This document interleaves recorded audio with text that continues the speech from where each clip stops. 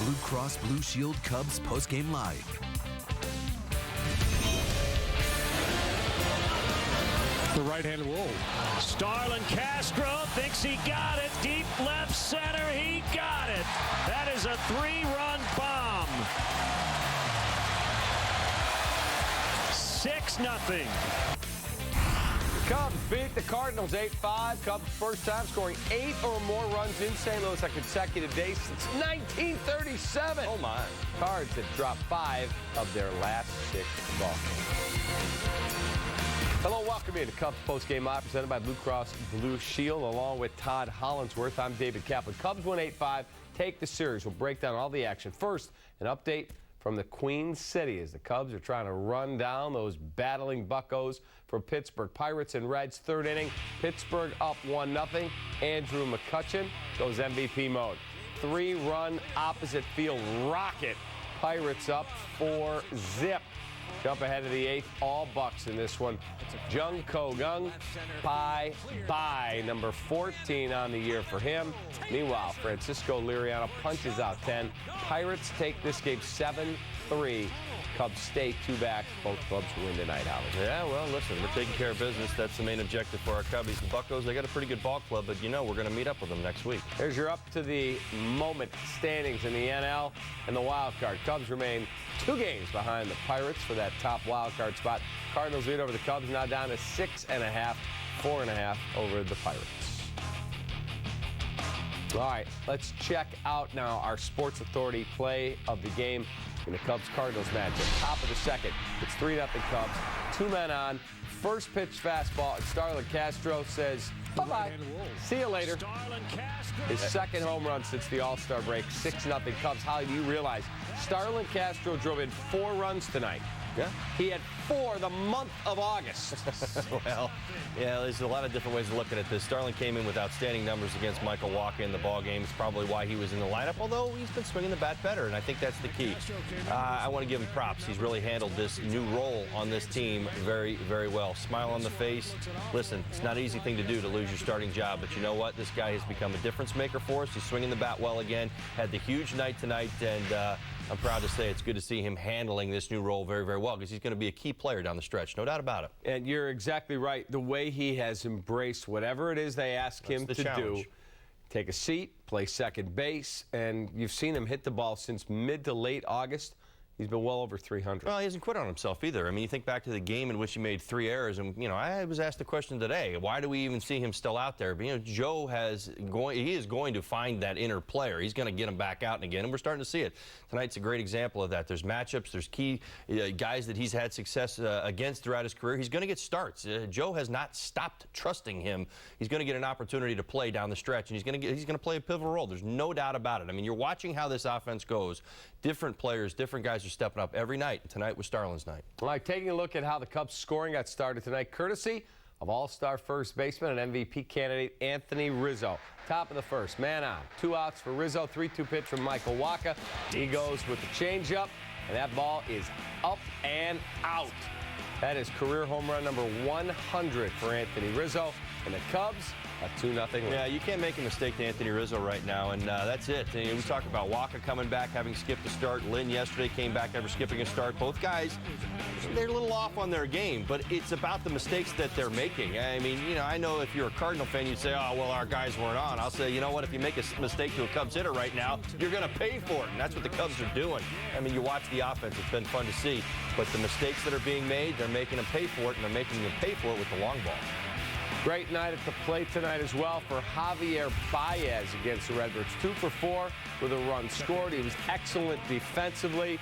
He had a couple of rocket doubles. I don't know. I just think back to what I told you. You know, what do we expect from Javi? I said the environment is so much healthier this year for Javi Baez. He's blending in a double down the left field line, a double down the right field line. A great defense at third base. He's kind of just fitting right in. He's one of the guys right now. We're not talking about big-time home runs and big strikeout totals. We're talking about Javi, the athlete, the great player, the good swings, and the production. He's going to get more playing time as as this season wears on. And how about the pickup of Austin Jackson? Came over from Seattle.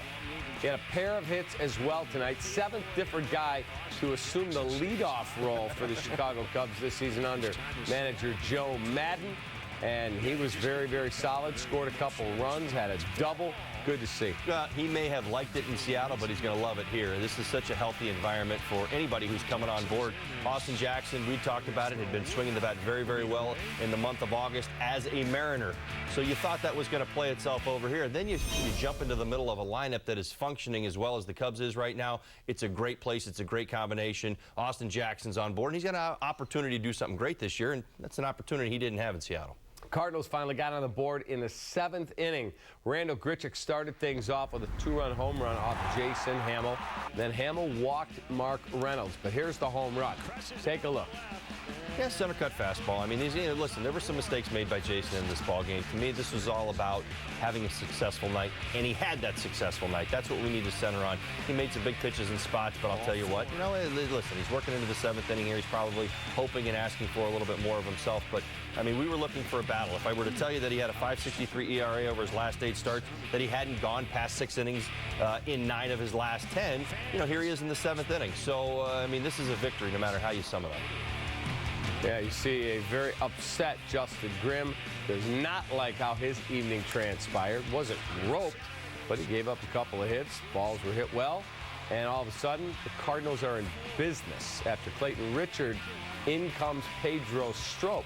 And he struggles a little bit. Yeah, well, I mean, part of me really believes that we need to, this is a conversation of where did we set the bar. And it's, of late, we've set the bar very, very high. Everybody's expecting the ball to get through the middle for us on offense, or the ball to carry out on the home run. For the pitchers and for the bullpen, it's been good. I mean, we watched Dan Herron yesterday. You see what I'm saying? It's like we've really set the bar. Listen, you're going to have moments where things don't go your way, and I use Justin Grimm as an example. If I were to tell you that he had an L8 as opposed to a flare that drops in, the story is different. He gives up a broken bat to Pham on the down the right field line, kind of sets up that inning a little bit, comes out of the ball game, is clearly frustrated at his performance, but he made his pitch. It just went the wrong spot. I mean, it happens. It's baseball, and that's what happens. That's exactly right. And what we kind of get into sometimes when our team is playing really, really well is that our expectations climb, and we expect sometimes perfection. And I think that they're actually expecting that of themselves right now. And when you have an inning like that, it didn't go as cleanly as you would have liked. Time for our Cholula Hot Sauce pitching recap tonight. Michael Wacha came into the game on 10 days of rest. 15-game winner, lasted just 4 innings, gave up 6 runs on 6 hits, and issued 3 walks. Solid start for Jason Hamill. Ran into trouble in the 7th, winds up with 3 earned over 6 innings, gets a quality start. But those first 6, he was really good. Yeah, he was. And you think back to the beginning of the ballgame, got himself in a little bit of trouble, made a pitch to Yadier Molina, got a double play. I mean, that was huge. You think a little bit later in the ballgame, a couple runners on. I think it was a runner on third base. Got a big 2-out, 2-0 pitch to Jason Hayward, one of their better hitters in the lineup this year. Got a ground ball to first base. So, I mean, there were moments in this game where things could have really derailed, and they didn't. He made pitches in some big spots. Was able to get himself through 6 innings tonight. And again, when you pair that with what has been going on with Jason Hamill, tonight was very much a successful story. Wacha just did not have it tonight. While Hamill was dealing, Wacha struggling in a big way. 6 earned runs on 6 hits over just 4 innings pitched. Most earned runs he's given up since the Game 6 loss to the Boston Red Sox in the 2013 World Series. Well, this is why you hear players, pitchers in particular, say, no, I don't want to be skipped. No, I don't want a day of rest. The velocity was there. The location was not. It's the same story. You talked about Lance Lynn last night. Fastball command wasn't there. Mistakes out over the plate. When he missed badly. That's really the story here. Some easy takes for Cub hitters. Got themselves into hitters' counts. Challenged with 95. And our Cub hitters are ready to hit right now. Top to bottom in the lineup, as I said already, really swinging that bat. And when you make mistakes out over the plate to a hot lineup, I don't care how hard you throw, Cap. Well, we will take our first time out here on our Cubs post-game live show brought to you by Blue Cross Blue Shield. Whole lot more to talk about. Cubs win again. They've taken the first 2 in this series from the Cardinals. They are just 6.5 back now in the division race. Stay 2 behind the victorious Pirates. We'll be right back. Cubs Post-Game Live is presented by Blue Cross Blue Shield of Illinois. Through it all. How's it going up there? I need more time. You only get a handful of minutes to start a new life. We gotta go! He's got to be here! He's coming! So you grab what you need to get you through. Oh, there it is. I'm gonna go have our baby now. Like these! I'm so nervous. Kids are expensive, so I'm always looking to get more for my money. That's why I switched from Uverse to Xfinity. They have the most free on-demand TV shows and movies on all my devices. It's perfect for me, because my kids are costing me a fortune. I'm going to Cabo! Don't settle for Uverse. Xfinity is perfect for people who want more entertainment for their money. Sign up today or get started with this great offer. Call or go online today. A pitcher who can paint the corners is known as a Rembrandt. At GMC, we get why people love that kind of precision. After all, in everything we build, that's exactly what we deliver. This is precision. This is GMC. Now pay no interest for 5 years. Plus get $3,000 purchase cash on select 2015 Sierra Crew Cab SLT models in stock the longest. Hi, I'm Eli Manning, and I have NFL Sunday Ticket Max. It lets you watch NFL Sunday Ticket games live on all your devices, like your phone, so the games go wherever you go. Without Sunday Ticket Max, you can't do all that. So you can spend Sundays with your miniature trains. Hop aboard, Mrs. Nesbitt. Next stop is Manningtown. Don't be like this, me. Upgrade to NFL Sunday Ticket Max. Call 1-800-GET-SPORTS. To some of us, home improvement isn't a chore. It's a privilege and a satisfying part of owning your own home. The tools and supplies you choose need to be able to deliver the same quality that you demand of the work you do. At Blaine's Farm and Fleet, we understand, and we want to help you achieve the best job possible. For your next home repair or home improvement project, we'd like to help you make your life better with genuine value. From Blaine's Farm and Fleet.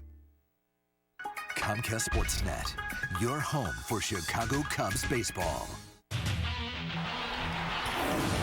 Time for our Four Seasons heating, air conditioning, and plumbing. Who's hot and who's not so hot? How about the upcoming series against the Phillies? Hot? How about Herrera? 299, 7 bombs, 37 knocked in. How about icy cold? Carlos Ruiz. Brutal. 218 batting average, 39 Ks, and an awful 299 OBP. I was going to ask you if you had a brutal in you. I got a brutal in me. Carlos Ruiz, not good. Welcome back to Cubs Post-Game Live, presented by Blue Cross Blue Shield of Illinois. Let's check out our UPS store, taking care of business. Player of the game. Only one way to go with this one. What a night for the shortstop turned second baseman, Starlin Castro. Three-run home run in the second, breaks the game open. Castro finishes with 4 RBIs, equaling his total for the month of August. Yeah, we said a lot of good things about Starlin already in the ball game. Great swing right there on a get-me-over fastball. I say get me over, it's just where the location was. It was 94, but good piece of hitting right here. Gets the double out of it as well. So, again, good to see him kind of find his rhythm, get his stroke back. I mean, that's part of why he lost his job, and I think we would all understand that. We looked at the offensive numbers. They weren't very strong, and all of a sudden, Starlin has found his stroke once again with a little less playing time. So he's playing himself more into opportunities, but, again, it's a collective conversation. And I like the way Joe's really run this team this year. What did you say? It was 70 different combinations this year? 70 different lineup combinations. If you count different starting pitchers, right, the way the whole lineup shook out, it would be 103. Well, but the 8 position guys, 70 different lineup you look at the versatility that all of these guys, I mean, you thought, you know, at the beginning of the year where we were all trying to figure out, well, is Chris Bryant a third baseman or is he a right fielder? Chris Bryant's a third baseman, a left fielder, a center fielder, and a right fielder. Kyle Schwarber can catch and play left. Austin Jackson, I bet he could pitch, but you know what I mean. He has created an Chris Coughlin can play here, there, and everywhere. He has created an environment where the players can appreciate and know that their playing time may not just come in one spot. And he's created a lineup of young athletes who can do multiple things, and he's taken full advantage of that. This is very unusual to watch an organization so willingly take this on and take these roles on. But these guys are blossoming in this role. Love watching guys get opportunities. We'll be right back. Cubs Post-Game Live. A little bit more to do. Presented by Blue Cross Blue Shield. A preview of the series finale. Cubs throw ace number 2, John Lester. We look for the sweep in St. Louis. That's still ahead.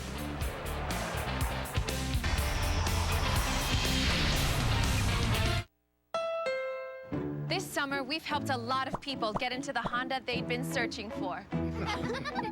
Nice wheels. Right back at you. Aw, you guys. There's not much time left. The Honda Summer Clearance event ends soon. There's never been a better time to get into the new Honda you've had your eye on. Everyone happy? Yay! It's your last chance to find a great deal at the Honda Summer Clearance event.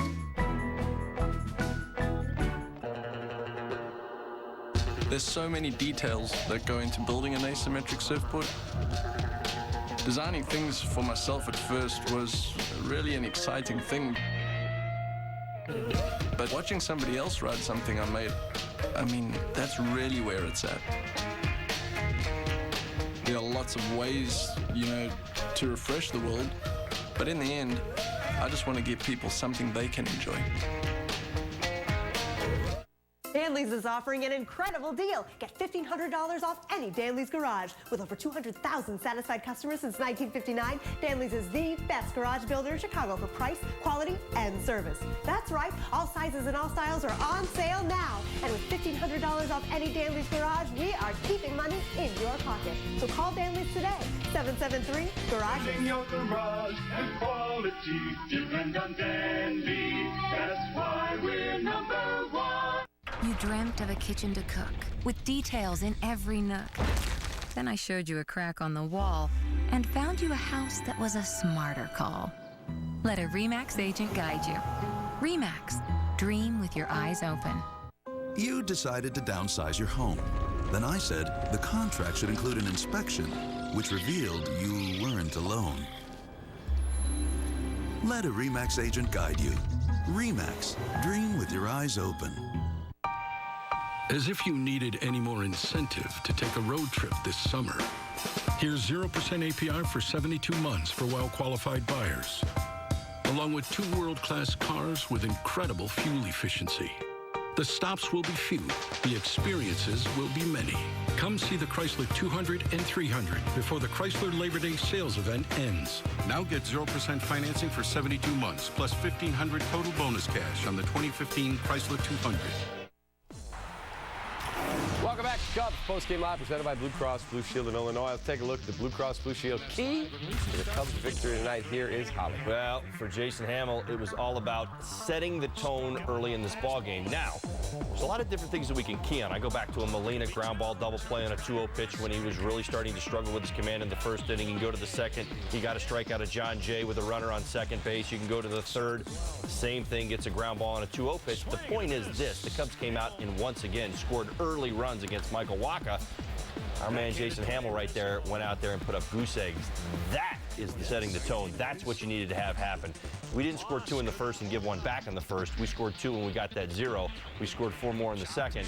And what else did we get? We got another 0 to go along with it. So he absolutely set the tone on the mound. Nice performance from him, expecting more and something clearly to build off of. You're not building off a 5.63 ERA over your last 8 starts. You're not building off of great middle innings or a couple good pitches there, which we've heard along the way, and most pitchers and hitters, we all talk that way. But that's what he was kind of grabbing at moments. This is solid. This is, I went out there, I got us into the 7th inning, I made some pitches and got myself out of some jams. It's definitely a step in the right direction. All right, we'll be right back. We'll wrap up Cubs Postgame Live, presented by Blue Cross and Blue Shield.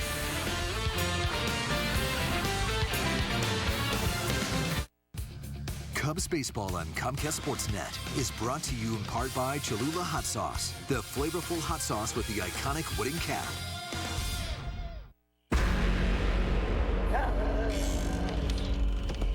Kate!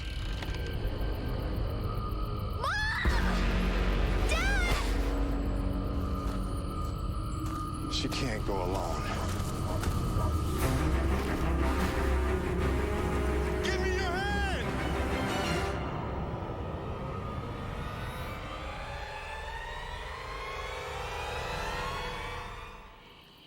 That was close. Get ultimate coverage and superior stain resistance with Pittsburgh Grand Distinction Interior Paint from Menards. It's guaranteed to be the best paint and primer in one you've ever bought or your money back. Save $10 a gallon. That's $50 on 5-gallon pails. Polar Plastics multipurpose clear or black plastic is great for covering insulation and windows, use as a drop cloth, and much more. 3 mil 10 by 25-foot rolls are $1.99 each after rebate. Save big money at Menards. One thing we can rely on in this house is UVerse high-speed internet. I've been streaming movies all day without any problems. UVerse high-speed internet has brought much-needed reliability to our life. It's got reliability you can rely on. With 99.9% reliability, it's one thing you can rely on. Get UVerse high-speed internet for $15 a month for 12 months with other qualifying service on one bill and a one-year term. A strong business needs to be connected. The right location will provide everything a company needs to grow. Elk Grove Village is home to a community of over 3,600 companies. It's surrounded by highways, its freight rail served, and its next-door neighbor is the world's busiest airport. So when it comes to being connected, we have options. Elk Grove Village. Makers wanted.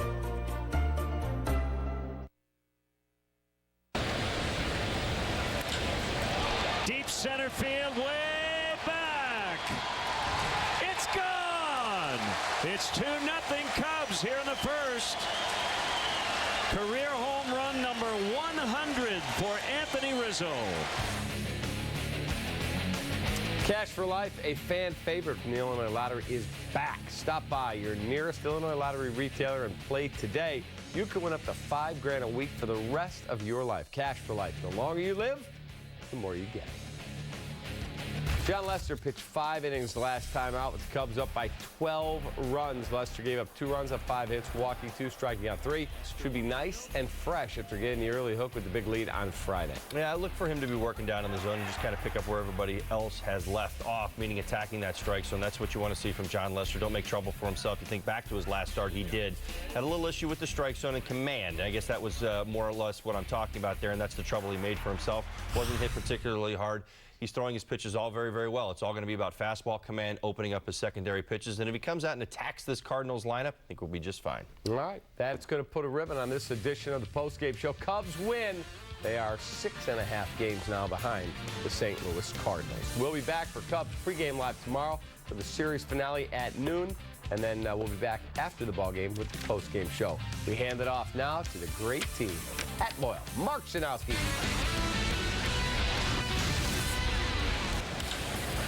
Deep center field, way back. Some personal home run history to start things off in the Gateway City.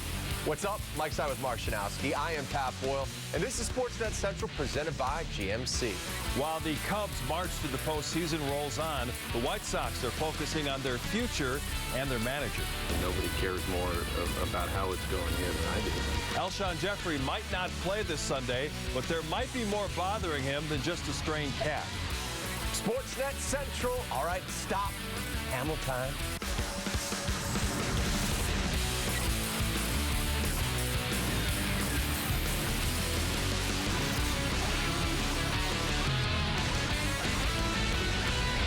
You are connected to Sportsnet Central, presented by GMC. Cubs lead the National League with the second half home runs, 71 to date. That ball lined deep to right, and it's gone. Deep to center, way back, gone! 3-run homer. Addison Russell makes it 8-0. Cubs win. They shut them out 9-0 the final.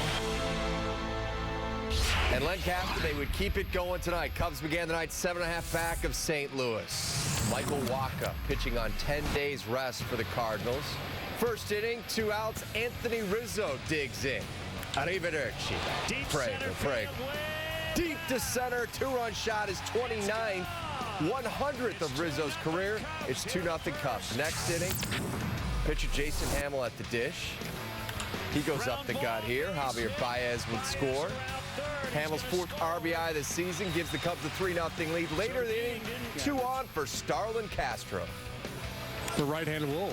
Starlin Castro thinks he got it. Deep left center, he got it. That is a 3-run bomb.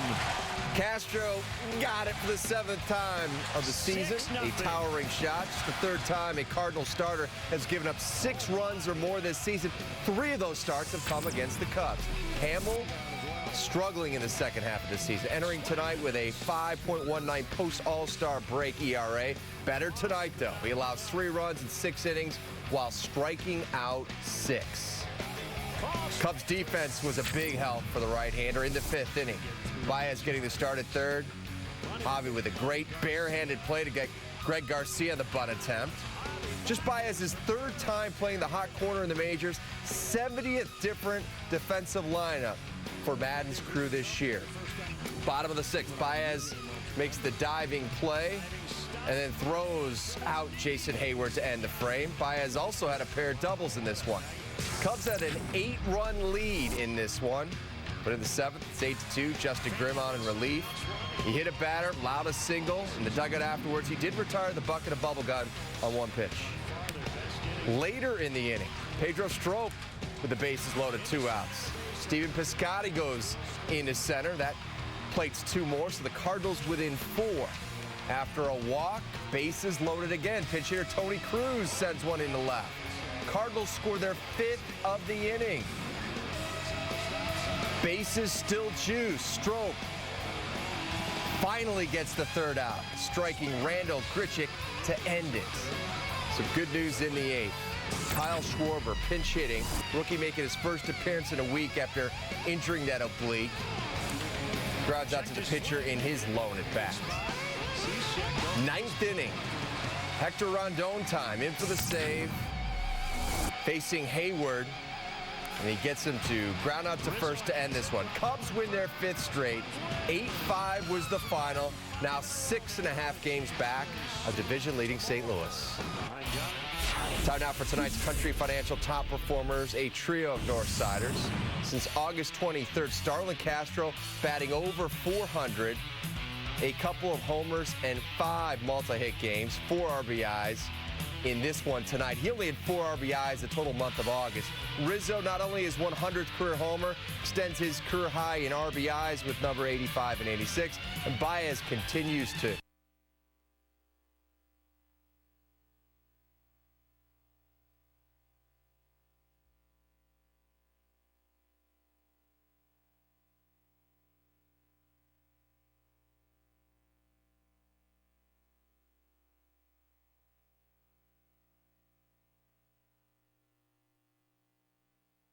base hits. He's slugging .520 since his return to the bigs. So the Cubs gain ground on the Cardinals, but did they do the same with the Pirates? And Matt Harvey didn't have to worry too much about the pitch count tonight.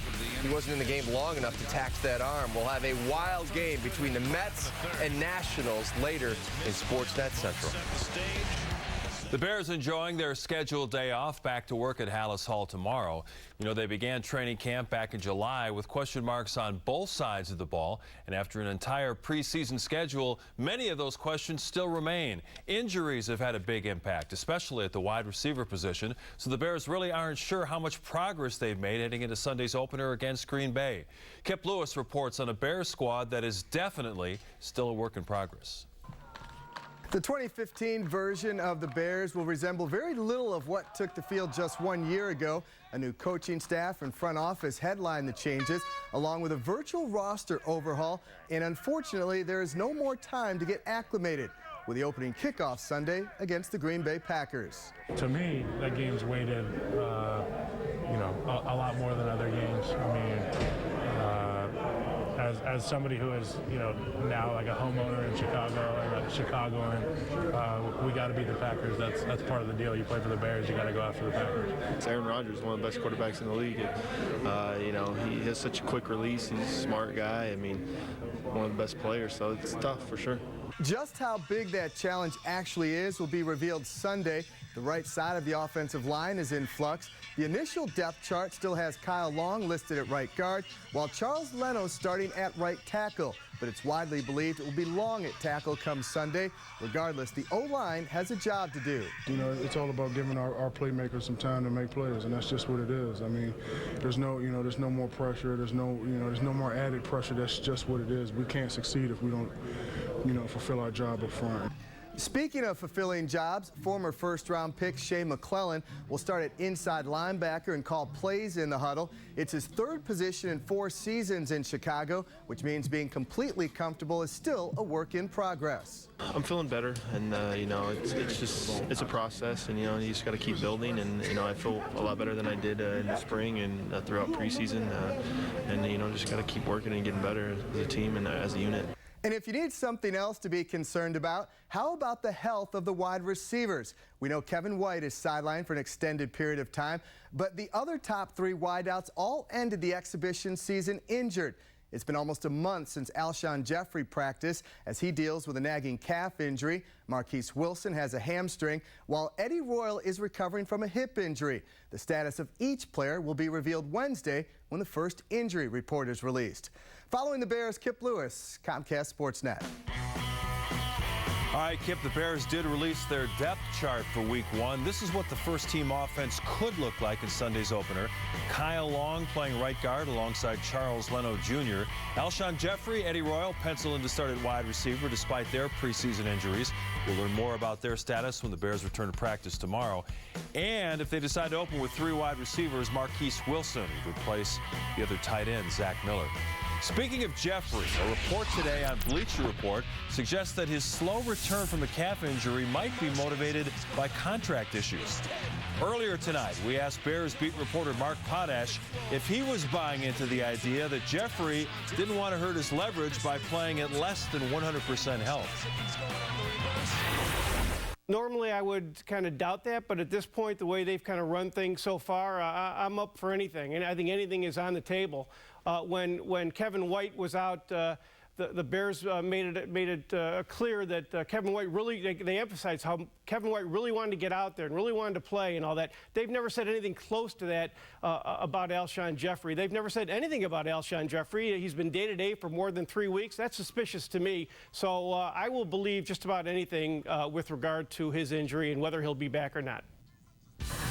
See what happens when they return to practice tomorrow. Comcast Sportsnet is your home for the most extensive Bears coverage anywhere before and after Sunday's tilt against the Packers. Pre-game live with Chris Bowden, Jim Miller, Dan Jiggets, and newcomer Lance Briggs sets the table at 11 a.m. At halftime, we'll break down the opening 2 quarters on CSNChicago.com. Then afterwards, flip back over to Comcast Sportsnet. It's 90 minutes of interviews and analysis on Bears postgame. Lance Briggs wears a tie on those shows. That'll be something to see. That's something to tune in for. Now to the developing story involving Patrick Kane.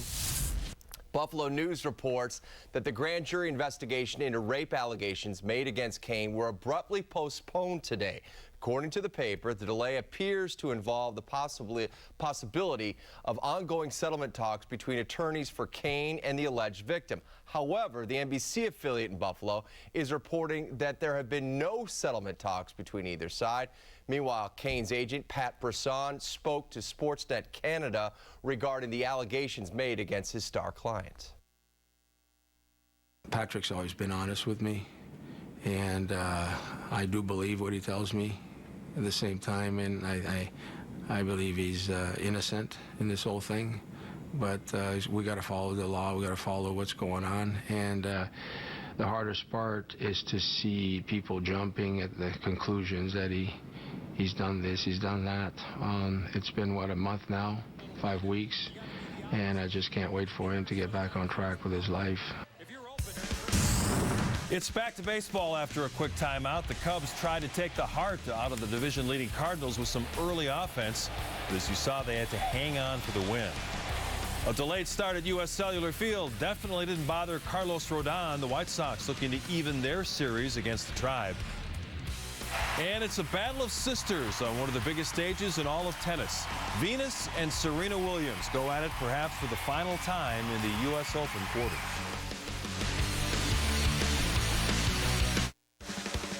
Sportsnet Central on Comcast Sportsnet is presented to you by GMC. We are professional grade.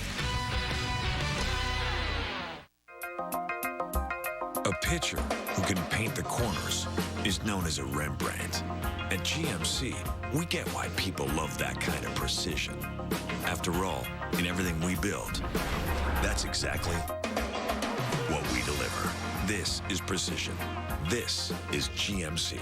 Now pay no interest for 5 years. Plus get $3,000 purchase cash on select 2015 Sierra Crew Cab SLT models in stock the longest. Something sizzling at Subway restaurants. It's the Subway Steak and Cheese Footlong Sub. And all September, it's just $6. So make room for that tender steak and melty cheese topped with your favorite fresh veggies. Come and get a $6 Subway Steak and Cheese Footlong today. Subway, eat fresh. With a curved ultra-high-definition screen, Samsung's SUHD TVs give you a brighter picture and the most brilliant colors for the best viewing experience. It's Samsung's best TV, and it's here at Apt Electronics. Available in screen sizes from 48 to 88 inches. Come see it today. Guaranteed low prices, unbeatable selection, and free local delivery. Apt. Pleasing people since 1936.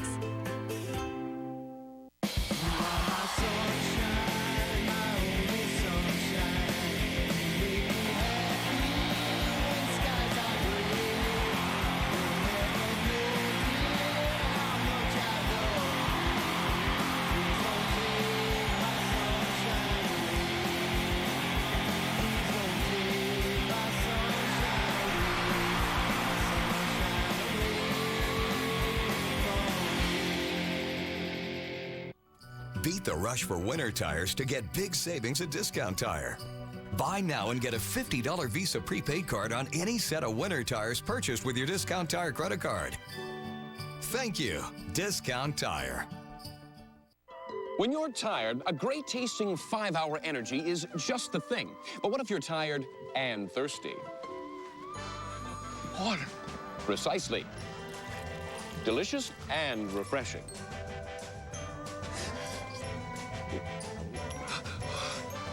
Wow, that tastes amazing. That's really good. Drink it straight or sip it slow. Have you tried great tasting 5-Hour Energy lately? Hey, you want to share a cab? Nah, I'm good. Welcome back. Speculation continues about the future of White Sox manager Robin Ventura. The Sox are headed towards their third straight losing season. And remember, Ventura really didn't sound like a guy who was interested in a long-term run in the dugout when he took the job back in 2012.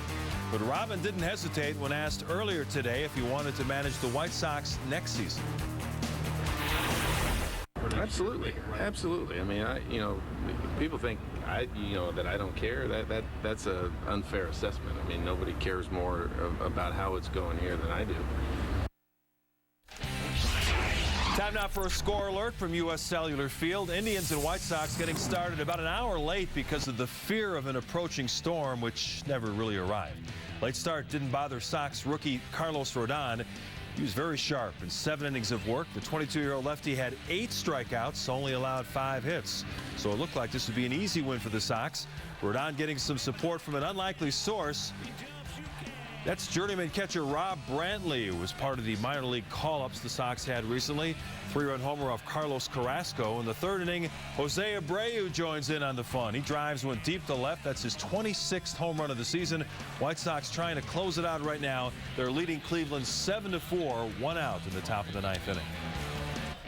Back to the Cubs for our GMC professional grade player. It is Starlin Castro. He had a homer, a double, knocked in 4 tonight. Starlin had 4 RBI the entire month of August. The 4 RBI tonight equals his season high. Todd Hollandsworth on Castro's resurgence. We had a big night from Starlin Castro. Good performance from Jason Hamill. Bullpen got it done just enough. Sure, maybe somebody out there is concerned a little bit, but this is a win. It's a big win for the Cubs. They went into St. Louis. They've taken the first 2. They got a chance to sweep this series, and I told you that's a statement in and of itself. They go out tomorrow and get a win, and you sweep this series.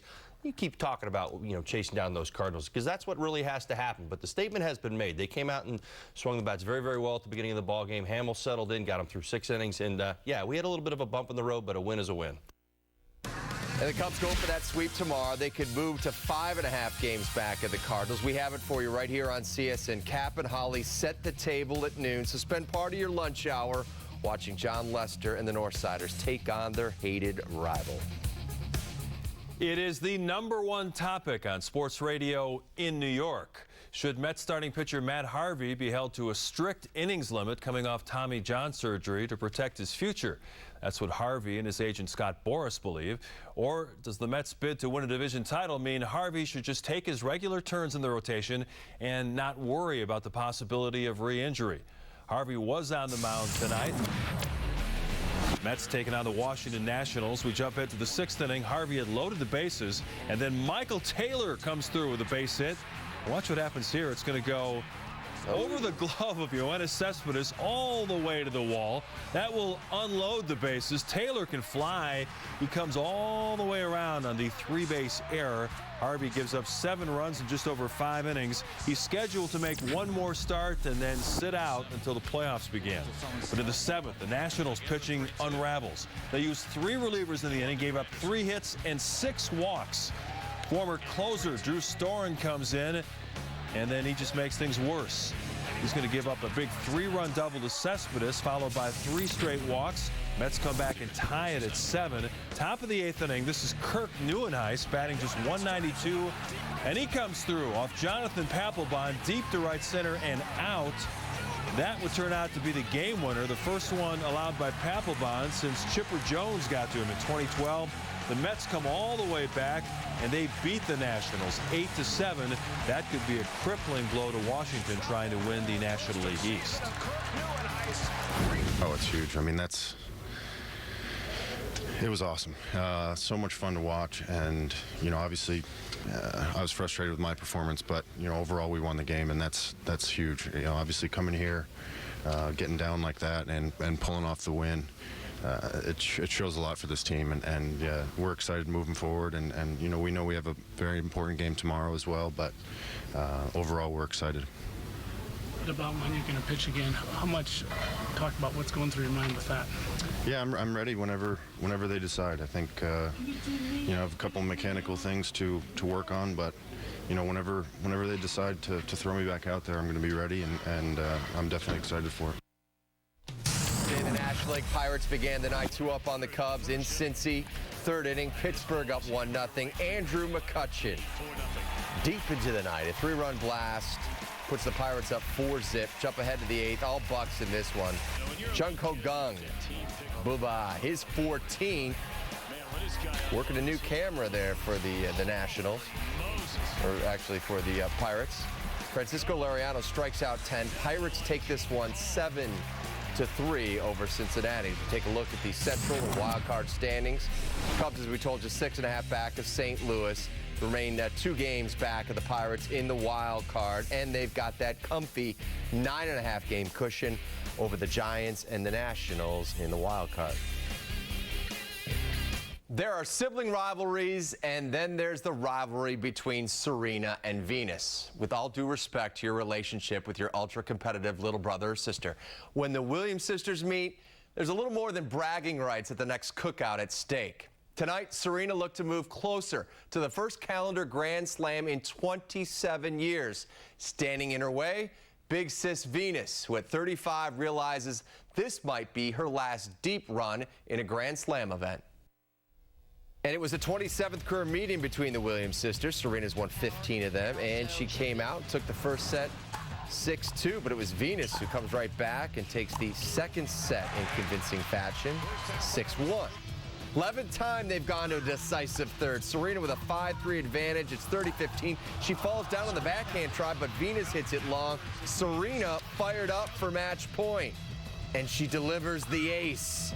16th time Serena has beaten her sister. It's also her 7th straight U.S. Open semifinal trip.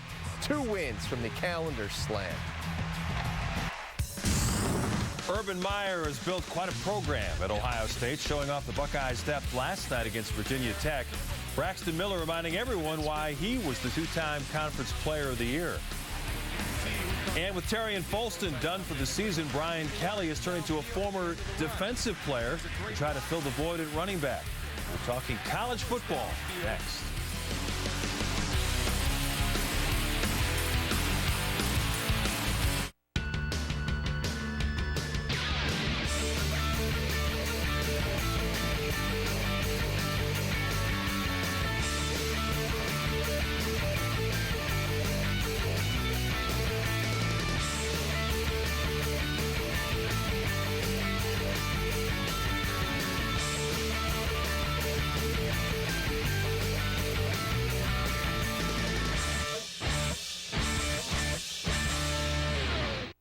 It's a feeling you only get by being here. See the stars, experience the excitement, and create memories that last a lifetime. As NASCAR's top 16 drivers fight the field as they battle for the championship. Included with your ticket, a special live performance by Brett Eldredge. Buy early and save. Call 888-629-RACE or visit ChicagolandSpeedway.com. Chicagoland Speedway, the chase for the NASCAR Sprint Cup starts here. This summer, we've helped a lot of people get into the Honda they'd been searching for. Nice wheels. Right back at you. Aw, you guys. There's not much time left. The Honda Summer Clearance event ends soon. There's never been a better time to get into the new Honda you've had your eye on. Everyone happy? Yay! It's your last chance to find a great deal at the Honda Summer Clearance event. FanDuel's one-week leagues for real money are the hottest thing in fantasy football. On FanDuel, I've won over $62,000. Fantasy football on FanDuel is easy. Just choose a league, pick your team, and get your cash winnings Monday night. There's $1 games, there's $2 games. Each player has a different value. You can click on that player and insert them right into your lineup. Try FanDuel today and we'll match your first deposit up to $200. With FanDuel, you get your winnings right away. Go to FanDuel.com, click on the microphone to get a bonus of up to $200. Enter promo code KICK3. Last June, we were going up against the big, bad Dodgers, and the hammer delivered. And that's how you dial it up. Strike three. Swing and a miss. Back-to-back punch-outs. Setting the table for the big walk-off win. Here's a 1-2. Cubs should win it. Ball game over. Cubs win. Cubs win. Chris Denorfia, the hero tonight. 1-0.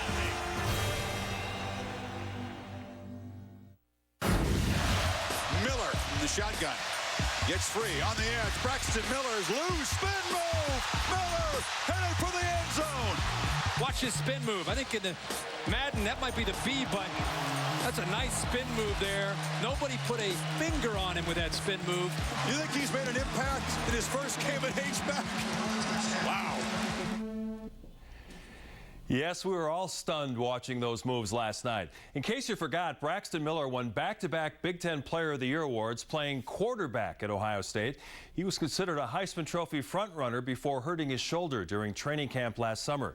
T.J. Barrett and Cardell Jones led the Buckeyes to a national title, and Miller chose to come back to Columbus for one more year, moving to a hybrid H-back position just to help the team. And Miller was the star of last night's 42-24 win at Virginia Tech, scoring impressive touchdowns on the ground and through the air. Ohio State keeping its unanimous hold on the #1 ranking in the AP poll. Alabama moves up one spot following a decisive win over Wisconsin. TCU, Baylor, and Michigan State round out the top 5. Auburn, Oregon, USC, Notre Dame, and Georgia complete AP's top 10. As you can see, the Irish moved up a couple spots to 9th in the poll. But Brian Kelly has a key position to fill heading into Saturday's tilt against Virginia. Starting running back Terrion Folston lost for the season with that knee injury he suffered against Texas. That leaves the Irish with a lack of experience. But Kelly is excited about the potential of converted wide receiver C.J. Procise. Certainly came in as a defensive player, but we moved him from defense because he wasn't a big hitter, so he may argue with that, but he just plays the game fast and physical, and he doesn't think about it. So I just think that he's not afraid of contact. He's somebody that whether he's running the ball or he's catching the ball, he's always played that fearless kind of game, and I just think it's probably more about the way he competes more than anything else. The plays of the day are presented by Lexus. Number 3, O's and Yanks from the Bronx. The hot corner was en fuego. Somebody watched Dan Patrick last night.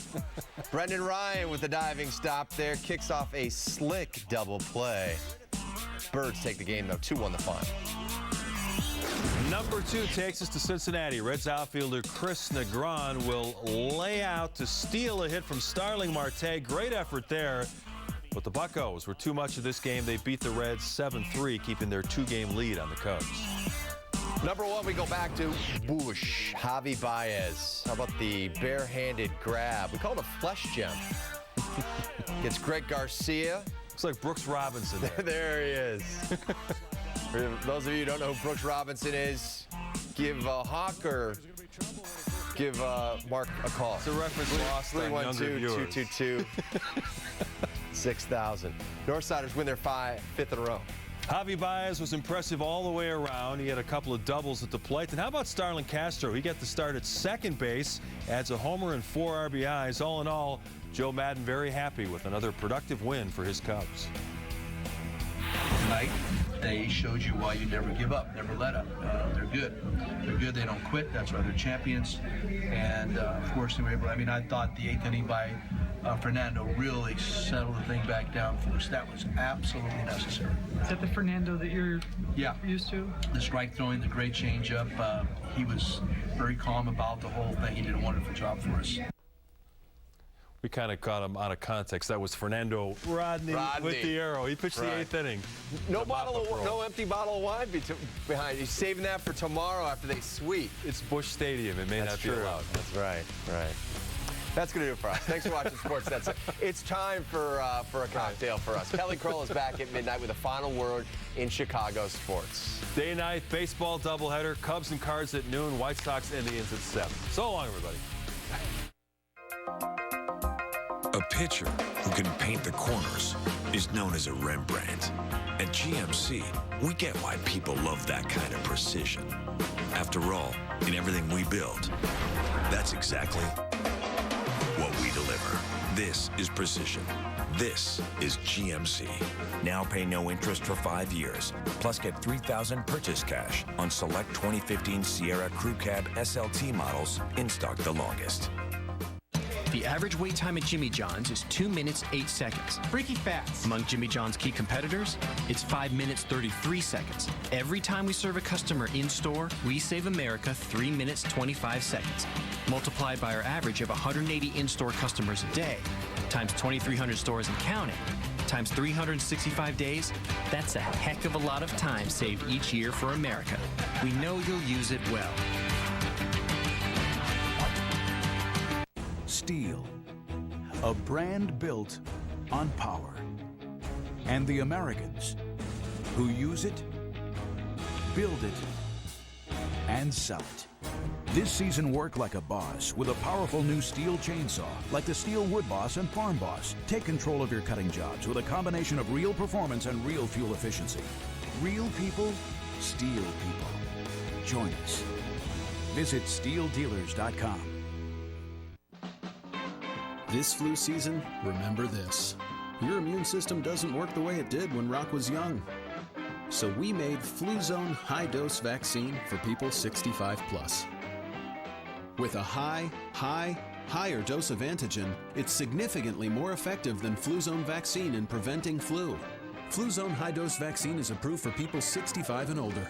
It's not for anyone who's had a severe allergic reaction to any vaccine component, including eggs, egg products, or to a prior dose of any flu vaccine. Tell your doctor if you've ever had Guillain-Barré syndrome. Side effects include pain, swelling, and redness at the injection site, muscle aches, fatigue, headache, and fever. Other side effects may occur. If you have other symptoms or problems following vaccination, call your doctor immediately. Vaccination may not protect everyone. So if you hopped around the clock, ask your doctor or pharmacist about FluZone High Dose. FluZone High Dose Vaccine. We now join the following program already in progress.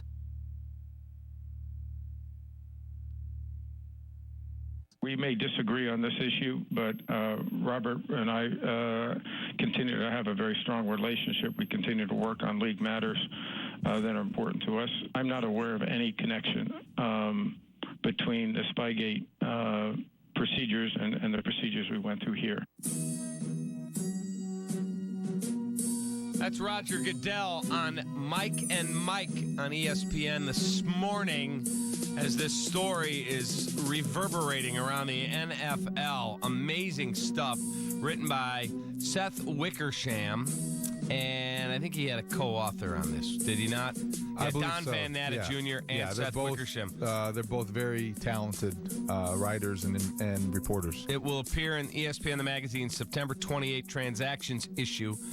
And I have not had a chance to read the whole thing. I listened to the interview with the author, and I've gone through some of it here at break. I mean, it's really, really long. Yeah, it is long. And holy smokes. Yeah, the level of allegations that they use, they base on the interviews with former assistants, so they say.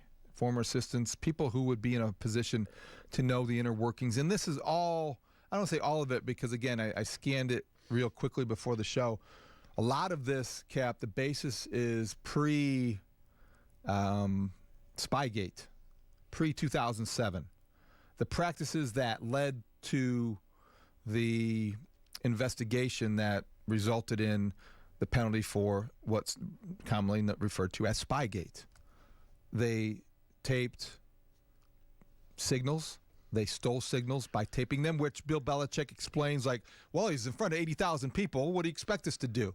Why are we doing it? But they would have, okay, I'm Belichick and you work for me. Mm-hmm. I would say to you, hey, man. I'm not kissing your ring. Yeah, exactly. Take the logo and turn your shirt inside out or put something over it. Yeah. And then security would walk and go, what are you doing on the field? I'm with Kraft Productions or I'm with NFL Films. They had them wear that shirt. We're just filming stuff for videos. Okay, no problem. Go ahead. And so they could get through it. And a lot of guys wouldn't talk. Eric Mangini wouldn't talk. John Freese, the backup quarterback who was involved in some of this, he wouldn't talk. But Dan Henning, remember Dan Henning? Yeah. Dan Henning says... Big Parcells guy. I'll read you this little bit. The Patriots' primary victim saw Spygate and other videotaping rumors as confirmation they'd been cheated out of a Super Bowl. Even though they lack proof, the Panthers now believe their practices had been taped by the Pats before the Super Bowl in 2004. Our players came in after that first half and said, it's like the Patriots are in our huddle, a Panthers source says. During halftime, New England led 14-10. Carolina's offense coordinator Dan Henning changed game plan because of worries the Patriots had too close a read on Carolina's schemes.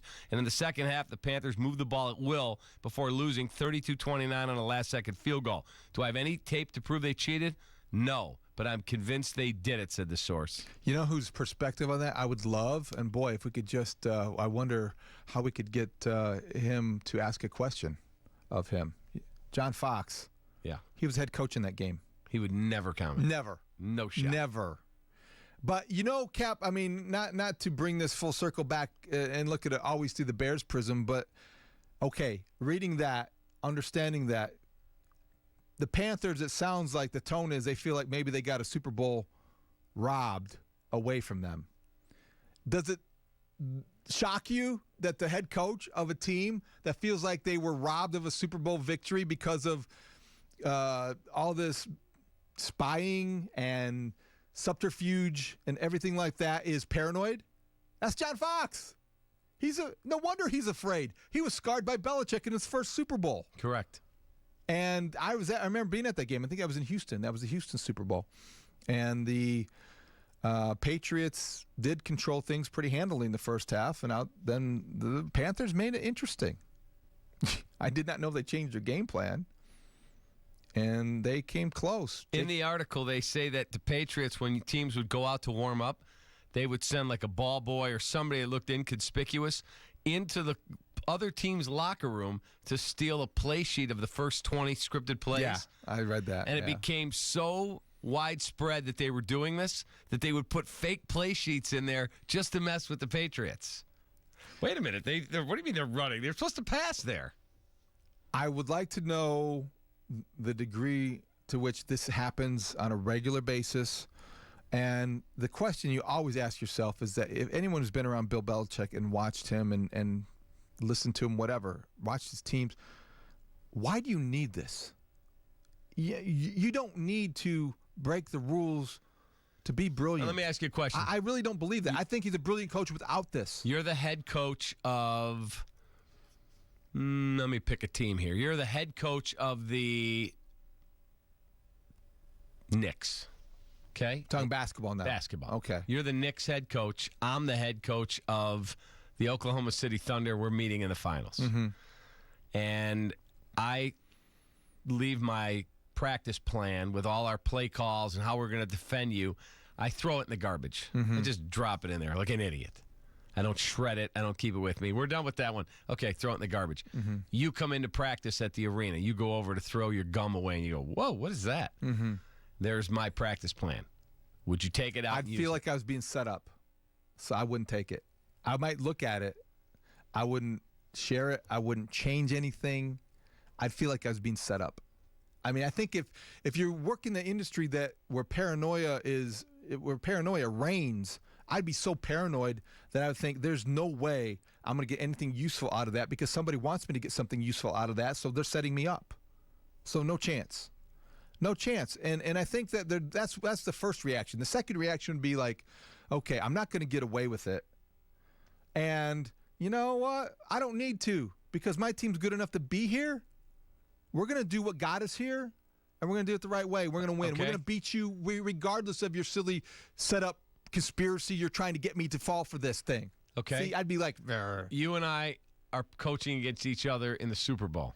Okay. I call you up and I go, hey, man, let's go to dinner tonight. Let's just get away from all the nonsense. The Harbaughs. Okay. Yeah. Okay. So you come over to my hotel. I go, come on up. You come in my room. We have a drink. I got my suite there at the Ritz-Carlton. Please don't tell me you're in a robe, okay? No. That's where the stick got stopped. I'm in a smoking jacket. Yeah. You come in my room in the suite. I say, have a cocktail. I'm going to just finish getting changed. We'll go to dinner.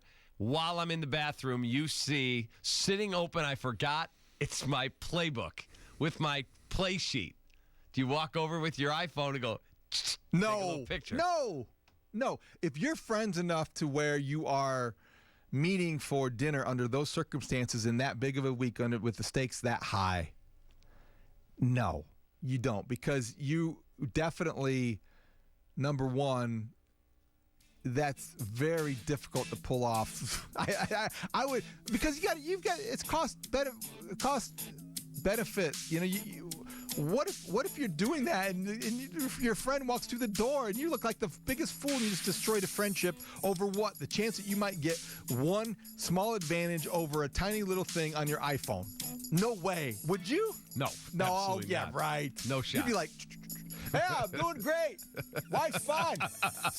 You know, I noticed you didn't shave on your right side. Okay, I got it here. That'd be you. I'd be like, hey, you know what? You'd come out and say, I got to go. I just got a call. I'm sorry, man. I got this thing I forgot about. Meanwhile, let me just send this text. You'd run out the door, meet your assistants like, did you see what I got? Whoa, Marge. You're not Marge. I'm sort of Marge. We both drive a stick. We both like saving money on car insurance. And we both feel integrity, such as that of healthcare in the America of the U.S. And therefore, yes, thank you. No, please, stop! Sorta you isn't you. Start with a quote from Esurance and get a set of discounts personalized to you, not someone sorta like you. Esurance, backed by Allstate. Click. Hi, I'm Andrew Luck, and I have NFL Sunday Ticket. It lets you watch every single NFL game live, Sunday afternoon, from start to finish, all in HD. Makes your place the place to be on game day. Without Sunday Ticket, you can't get all those games, so you can spend Sundays playing hide and seek with your cats. Meow. Where are you, Mr. Jaffer? Going to find you. Don't be like this, me. Upgrade to NFL Sunday Ticket, only on DirecTV. Call 1-800-GET-SPORTS. Dave owed back taxes. After being hit with a wage garnishment and a bank levy, Dave struggled with his finances. He thought all was lost. Then he found out about U.S. Tax Shield. If you have been threatened with a wage garnishment, bank levy, or tax lien, call 1-800-758-3117. Sandra and Victor owed an enormous amount of money to the IRS. U.S. Tax Shield was able to reduce their tax debt so that they were able to maintain their lifestyle. Owe $15,000 or more to the IRS or state? Call U.S. Tax Shield. Call 1-800-758-3117. Attention Xarelto users. Have you or a loved one taken the blood thinner Xarelto and then suffered internal bleeding resulting in hospitalization or death? Xarelto has no specific antidote for uncontrolled bleeding approved by the FDA. This may make an uncontrolled bleed or hemorrhage a serious medical problem. If you or a loved one has taken Xarelto and suffered an injury involving hospitalization or death, call right now. Call 1-800-363-9018. That's 1-800-363-9018. The Antro Roll Show, Tuesday nights at 10:30 on CSN. I'm Joe Madden, and you're watching the home of Cubs baseball on CSN Chicago. All season long, every week, bear down with CSN Chicago for the most comprehensive Bears football coverage in town. Mondays starting at 4:30, go live to Hallis Hall for weekly game updates on Bears Recap. Tuesday nights at 10:30, get the player's perspective with the Antro Roll Show. Then, Wednesdays at 4:30, get a closer look at the monsters of the Midway on Bears Huddle. And Thursdays at 4:30, break open up the playbook with Bears Blitz. Get the most Bears coverage in town right here on CSN Chicago. Quiet on the set. Take 73. What? It's a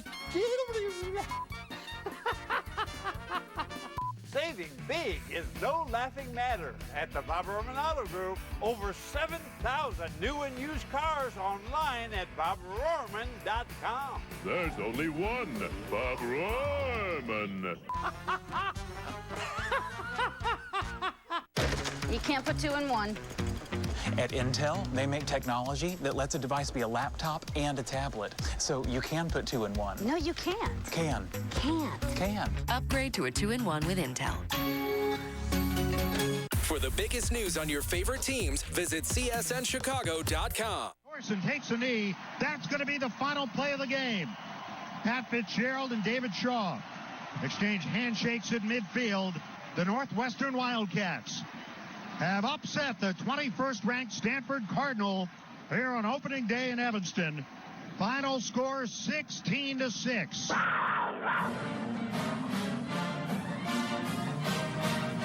Voice of the great Hall of Famer at Northwestern, Dave Ennett, as NU knocks off nationally ranked Stanford 16-6. Defense was excellent. You know, the amazing thing was I watched that game and Northwestern looked athletic, fast. It was unbelievable how good they looked. Well, they looked quicker. They looked stronger. They had depth. It was a hot day, but they looked like they were fresh. They were certainly the better prepared team.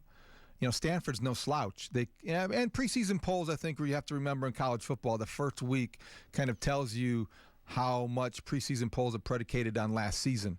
And Stanford, not to take anything away from what Northwestern accomplished, but they don't look like a top 25 team. They looked like they were not ready to play. And to some degree, and I tweeted this, and I believe this, and again, not to take anything away from Northwestern, but the Stanford players, the kickoff was at 9 o'clock according to their body clocks, 9 a.m. Pacific Standard Time. That's tough. Their wake-up call came at like 4:45 their time. Now, I know, I mean, you have kids. I have a 15-year-old who was up this morning at 4:15 for hockey practice, okay? There's just a different vibe going on at those hours for young men when they're not accustomed to performing at that hour. They were sluggish. They were definitely sluggish, Stanford, and Northwestern gave it to them early. They were ready to play. Fitz had them prepared, and they tackled. They tackled as well as any Northwestern team I can remember watching under Pat Fitzgerald. That is one of the huge, what's the right word? Points of emphasis? No, you talked about the body clock. Oh. When I was in Vegas, they have this seminar on how to handicap for this contest. One of the huge things is West Coast teams go into the Eastern time zone, like the Raiders at the Jets. Yeah. They said if it's the early game, 1 o'clock Eastern, they're teeing it off at like 9 a.m. They're getting up at like 3 in the morning. It's very challenging. And I think, I don't know when Stanford arrived in Evanston or in Chicago for their preparations last week, but it wasn't early enough because they weren't accustomed, they weren't acclimated. And I think that, it's one of those factors you don't really consider when you're sitting there watching it on Saturday afternoon and you see that Stanford has 6 points and Northwestern's defense is doing whatever it wanted. They dominated the line of scrimmage. Their linebackers, Anthony Walker, is a stud. He is really good. And their defensive backs played fundamentally sound, and they run to the football. In college football, when you run to the football, good things happen. And they didn't have a lot of tackles to clean up because a lot of their first guys to the ball made sure tackles. And Fitz told me yesterday when I talked to him that they worked on tackling as much as they ever have, and it showed. And tackling's not a sometimes thing, it's an everyday thing. And they work on tackling every single day. But a lot of teams don't. Bears certainly didn't under Trestman. Well, the NFL's different, though, Cap. I think the NFL, you have to remember, they have a CBA that protects them from having to practice tackling every day. The college football programs have the CBA, if you will, their own CBA written and signed by their head coach. It's as physical as that head coach wants to make it. And I think you saw yesterday, unlike past seasons, remember when Fitz was getting criticized, was that last year, by Jerry DiNardo? Like, he went to a practice and they didn't really work on this or that, and they didn't really, wasn't that strenuous? I don't recall hearing any of that criticism this preseason. Right. Northwestern has an opportunity. That's all they have right now. That's all they have. They are not going to get overconfident. Listening to Fitz, that's not going to be an issue. Did you see any of Scarlet and Gray Days on Big Ten Network? Part of it, yeah. Phenomenal. Yeah, so the other night when the Illinois game was lightning delayed and ended up being postponed, Brett and I watched Scarlet and Gray Days, and they showed the one-on-one drill with the whole team around them, Nutcracker drill, and they interviewed J.T. Barrett. He said he had to go up against Cardale Jones, who's just enormous. And he said, we made a deal before the whole thing started. Hey, man, you don't go hard at me, I won't go hard at you. He said, and all of a sudden, this guy's ticked off about something. He goes, the next thing I know, I'm flat on my back, and this guy's on top of me. Yeah. And it was amazing to see how violent it got. Well, that's college football. I mean, you can't really advocate a lot of that stuff because people get a little bit, concerned. Well, was it over the top or whatever? But that's what you get when you get a bunch of guys practicing and coaches that believe in old school tackling. Okay, so you had Jim Harbaugh, who would not let cameras in there to shoot anything, and you got Urban Meyer with cameras at their meals. Come on, come on. They had one segment I watched. I don't know if you saw it. So you show up at this dinner. There's a big dinner. There's boosters there. It's huge. Their facilities are insane. And if you didn't play to a certain level, yeah, you're in that room, Cap, you get to go in this room. There's ribs and lobster and shrimp and steak.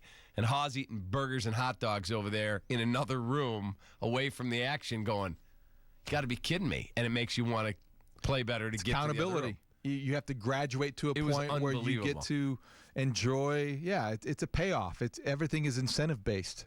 Those are the good coaches. Those are the great coaches. I'm not the biggest Urban fan just for the whole Florida. There was a lot of guys who got in a lot of legal trouble. The way he left, I'm burned out. And then a year later, $7 million, I'm in. He's a hell of a football coach. Yes, he is. I think you can understand it. Everything that he's done, I can understand it. And I think Urban Meyer is one of those guys. Nick Saban, Urban Meyer, you could go 1A, and either one would be a guy you can win a national championship with. So we saw what Ohio State was ready to do last night. They looked dominant. I think Braxton Miller could be a Heisman Trophy candidate if he continues to be that dynamic in different roles. He played 3 different positions last night, all over the field, impact player. This is not only a move, people gave him credit for being selfless and making a sacrifice. That was a move that also probably made him a lot of money. My brother said to me, there's got to be a role in the NFL for that guy. And I said, Devin Hester's just as athletic, if not more, and he couldn't make the transition to receiver. He said, well, receiver, kick returner, whatever it is, there's got to be a role for that What guy. year is it, Cap? Look at your calendar. What year is it? 2015. Okay. What year did Devin Hester come into the league? 2004, I believe. Six. I think he did okay. He did, but I think that my brother's thinking of him as this guy is a number 1 wide receiver. Well, see, Devin Hester hung around. Devin Hester could have a role in an offense if, I think he had a minor role in the Atlanta offense, in the Falcons offense. I think he had a role that was probably more than he could handle in the Bears offense. Braxton Miller has a role he could play in an NFL offense. I think you saw that last night. I think it's going to be he's just going to continue to evolve into a more well-rounded receiver. I'm not going to say he's the greatest route runner. I don't know that yet. I don't think anybody knows that yet.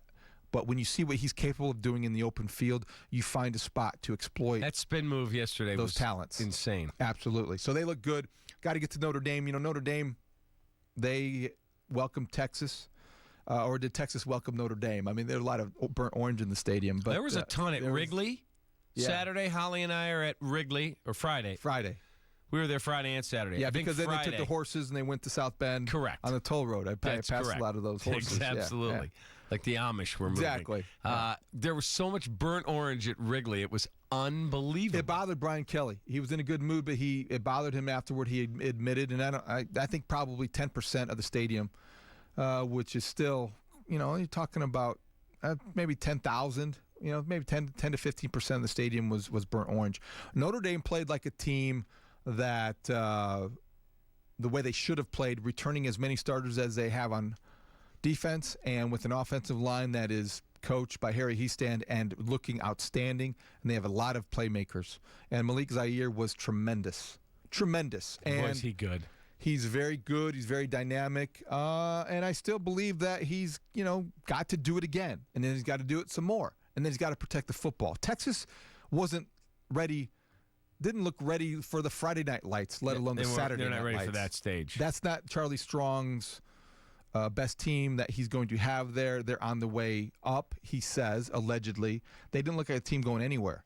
So Notre Dame, though, looked solid, well coached, give him a lot of credit. And we can't forget Illinois, too. Bill Cubit, obviously, with everything with Tim Beckman, the transition. They came out ready to play.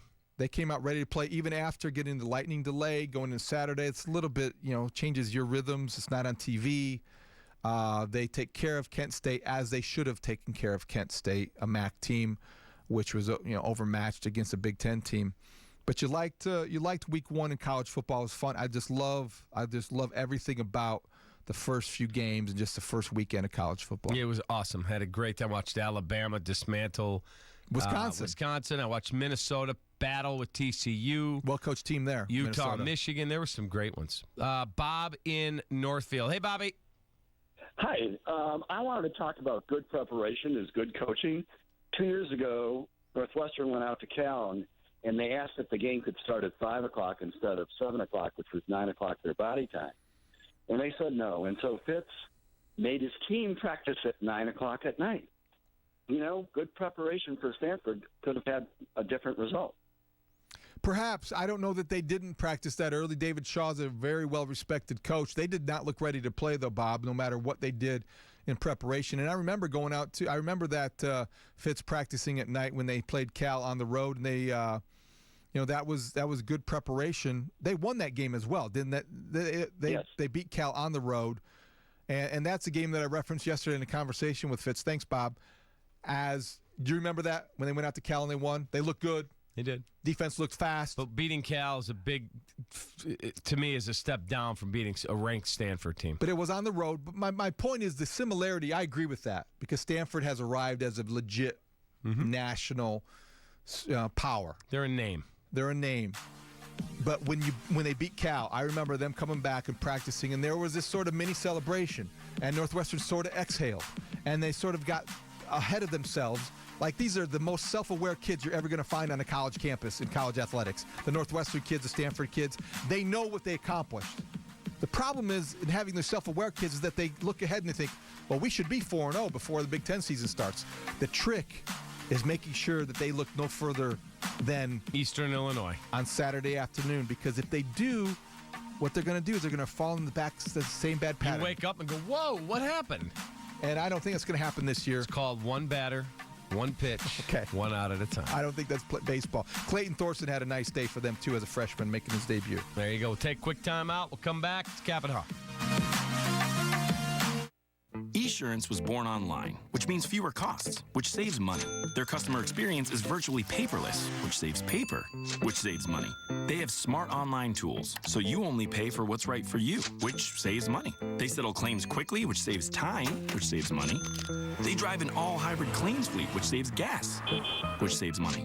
They were born online and built to save money, which means when they save, you save, because that's how it should work in the modern world. Esurance, backed by Allstate. Click or call. Get going with Tow Smart trailer and towing accessories from Menards. Whether you're hauling a trailer, boat, or camper, this tri-ball mount will help you haul heavy items with ease. Plus, it resists rust and corrosion. Right now, it's only $19.99 after rebate. Make cleanup easier with a Briggs & Stratton pressure washer. This 2200 PSI model features 3 quick connect spray tips, a 25-foot hose, and a 550 series engine. $199. Save big money at Menards. No wonder Hyundai is ranked #1 in customer loyalty. Elantra, 7-inch touchscreen nav, remote start from my phone, rear view camera. And America's best warranty. America's best warranty. That's a new one. Women need to know their value. I'm Mika Brzezinski, and I invite you to visit msnbc.com/knowyourvalue to see how we are empowering women around the country with special events and our growing online community. Let's work together. Let's make progress together. See MSNBC's Mika Brzezinski Friday, September 25th at the Chicago Marriott Downtown Magnificent Mile from 8 a.m. to 6 p.m. Go to msnbc.com/knowyourvalue for tickets. I would steal pills from my friend's mom. We talk about all the common drugs, but never prescription medication. I was addicted to pills. Had I more knowledge, I would have done things differently. Secure your medications and talk with your kids. Visit drugfree.org. Sports Talk Live, presented by the all-new Chevy Silverado. Weeknights on Comcast Sportsnet. Read all about it. We're desperate for stories, and this one is so compelling. This is Page 2.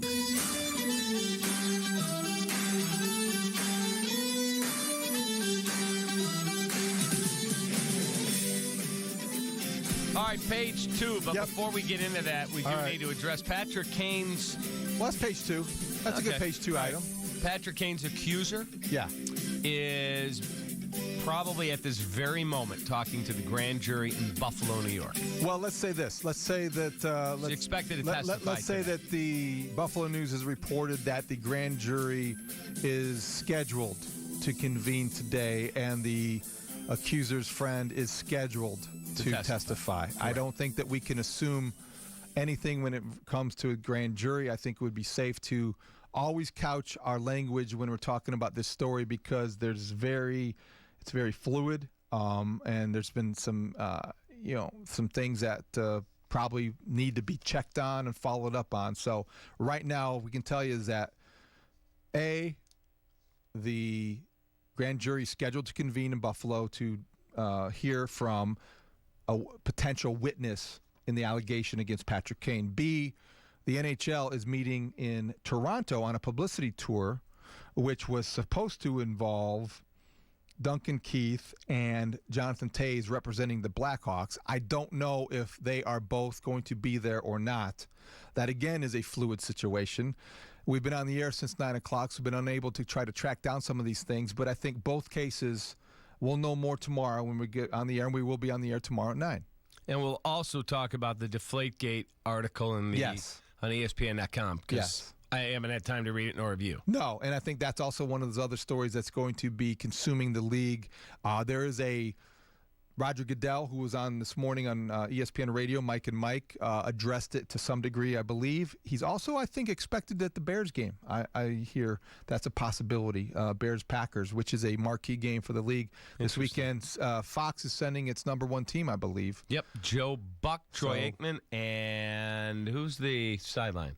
Joe Buck, Troy Carissa Aikman, Thompson? And is it? Or Aaron Andrews. Aaron Andrews. Is she doing that again? Now, is she going to dance her down the sidelines and, a little pirouette and Foxy, dance with me. Hi, Foxy. I'm sorry, but now when I see Aaron Andrews, who you think of Dancing with the Stars? I do, don't you? Yeah. When you said that, what was the first thing that came into your head? Aaron Andrews. Oh, hold on, don't tell me that. Okay, maybe you don't want to share. You don't want to go there. I thought Dancing with the Stars. Okay. I don't think of her as a sportscaster anymore. I think of her as an Uber personality. Uber? Yeah. What? You can't drive anywhere? What? You mean Uber like larger than life? I get it. Correct. All right, so let's stay with back to college football. I want to mention this. I wrote about him today as part of a college football column. Ron Turner. You remember Ron Turner? Yeah, good Terrific guy. Terrific guy. My wife did some stuff with the Bears' wives. Yeah. She loved Wendy Turner. What a quality family. So Wendy Turner and Ron live now in South Florida. He's the head coach at Florida International University. He took the job 3 years ago. They were 1-11. They had 15 players suspended for academic ineligibility cap in that first season. 15. Okay, 7 offensive linemen on scholarship. No lie. Early in his tenure, he goes into his office one night. He's telling me this story yesterday. It's funny. He pulls out his contract out of the drawer. He's looking for out clauses. Yeah, can I get out of here? He wants out. He goes home that night, and he thinks he may have found one. He's not sure. And his wife sits down, and he says, you know what? You're here for a reason. You're here to make an impact. Stick it out. Stay the course. Yeah, You're not a quitter, basically. And Wendy Turner was right. Now, not that Ron Turner has turned everything around, but as he prepares his team to get back to in the Big Ten this week, former coach of Illinois as well, they play Indiana on Saturday. Ron Turner's coming off a big victory. They beat Central Florida, a team that was heavily favored. Cover alert. Cover alert. George O'Leary. They were favored by 14 against George O'Leary, and boy, that kind of put a blot on his resume. And Turner's team wins, and they are now 1-0.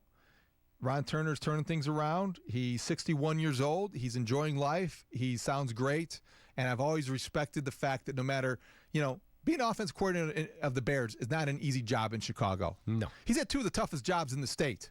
Illinois football coach and Bears OC. Yeah. Twice. Let's see. Governor, offensive coordinator of the Bears, and Illinois football coach. And mayor of Chicago. And mayor of Chicago, about as tough as it gets.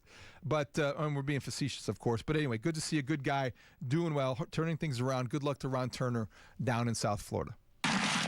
Keep an eye out on this one. New Clippers business executive reportedly stepping on Doc Rivers' toes. Jillian Zucker, who owner Steve Ballmer hired as president of team business operations last November, allegedly has been weighing in on basketball decisions to the extent that several players and key staffers feel she's not just stepping on Doc Rivers' toes, but she's creating a divide, leaving many wondering who's really calling the shots in Clipperland. This from TMZ. We're told Zucker has been increasingly more involved in the basketball side, inserting herself into things like player development and playing time decisions. That's leaving many people confused since she's often not on the same page as Doc. The way it's being described to us, it's like if you have 2 bosses telling you to do 2 different things, who do you listen to? People feel like their allegiance is constantly being tested. In fact, we're told one player was so frustrated with the power struggle, he actually made the decision not to re-sign with the Clippers because it wasn't worth the headache. Another point, she comes from a NASCAR background, president of the Auto Club Speedway for 9 years. Players tell us it's painfully obvious she doesn't understand NBA culture. As for Ballmer, we're told people in the organization really like him, but feel he needs to get a grip on the situation before it explodes. So who wins that one? Doc Rivers. And if Doc Rivers wins that one, eventually, what do you see happening in L.A.? She's out. Okay. Would it surprise you if Doc Rivers ends up taking a management role as he gains and accrues more power and then appoints his coach, who? Tom Thibodeau. There you go. Could you see that happening? No question. I mean, I could really see that happening. Doc moves upstairs. He's the power guy. He's got all the juice now. Hey, you know what? I don't really feel like coaching this team anymore. I want a guy who's going to make an impact. Maybe they get off to a slow start. Boom. Hey, what are you doing, Thibs? I'm at East Bank talking to Cap. Do your job. Let me get off this elliptical. I'll be right I really there. want to coach. Been watching film forever. I'd like to see him back in the league. It'd be great. Tibbs? Yeah. I think he needs this year off. What are you, a dietitian? I think it would be good for him. I think he should be back in the league. He's been gone long enough. Either you're in the circle or you're out of the circle. I'm in it, Tibbs. I'm in it, Tibbs. I want you back. I'm there. All right, so NFL cuts over the weekend. Real quick, I know we're running low on time here. Tim Tebow. I thought he was going to make the Eagles. I thought he was going to make the 53 after they traded Matt Barkley, who I thought would have looked good in a Bear uniform. But Matt Barkley gets traded to the Cardinals for a draft pick.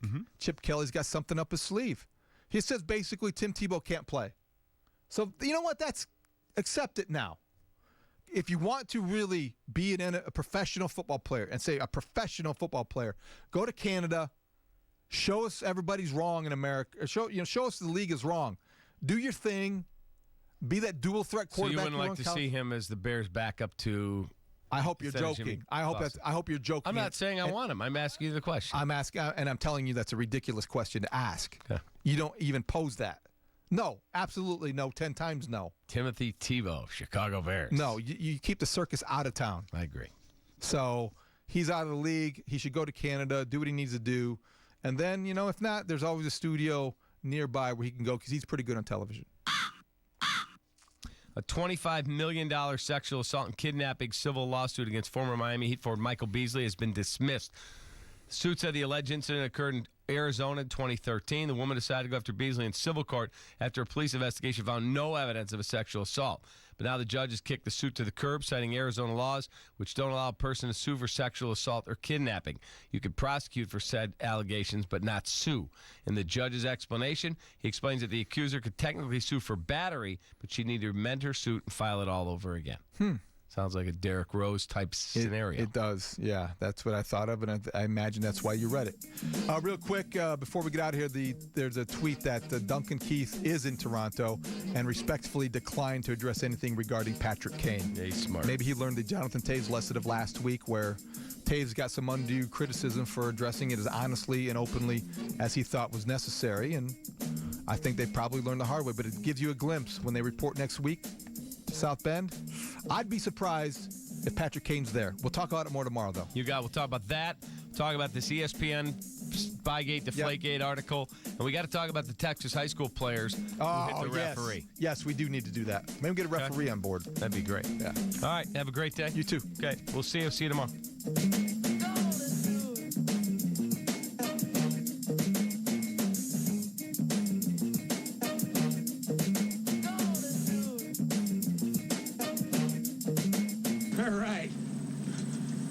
See you later. I'm Anthony Rizzo, and you're watching the home of Cubs baseball on CSN Chicago. What's that you say? You need something new to discover in Wisconsin? Well, join me and the rest of the Discover team every week on this station for vacation ideas and fun facts about our great state.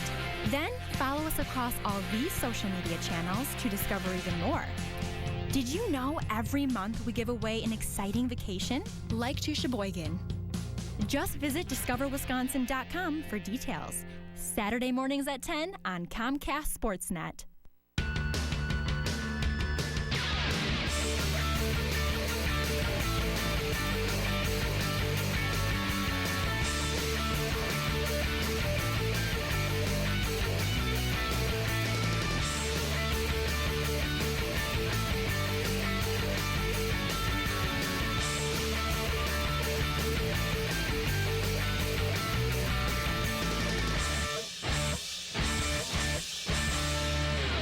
Quiet on the set. Take 73. What? It's a... Saving big is no laughing matter at the Bob Roman Auto Group. Over 7,000 new and used cars online at bobrorman.com. There's only one Bob Roman.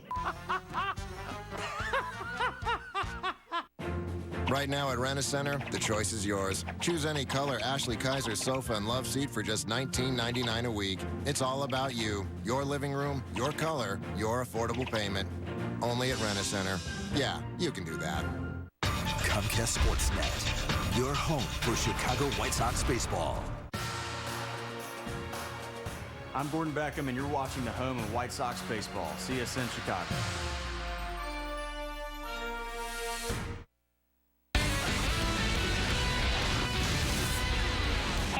Kelly Crawl here, and welcome into Sportsnet Central presented by CLR.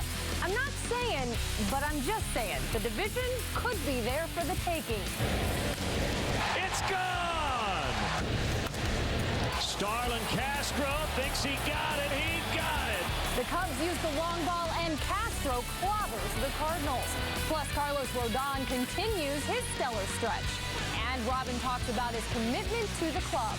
People think that I don't care. That's an unfair assessment. Plus, why money could be a big concern for Alshon Jeffrey's return to the field. Feel the love for Sportsnet Central right now.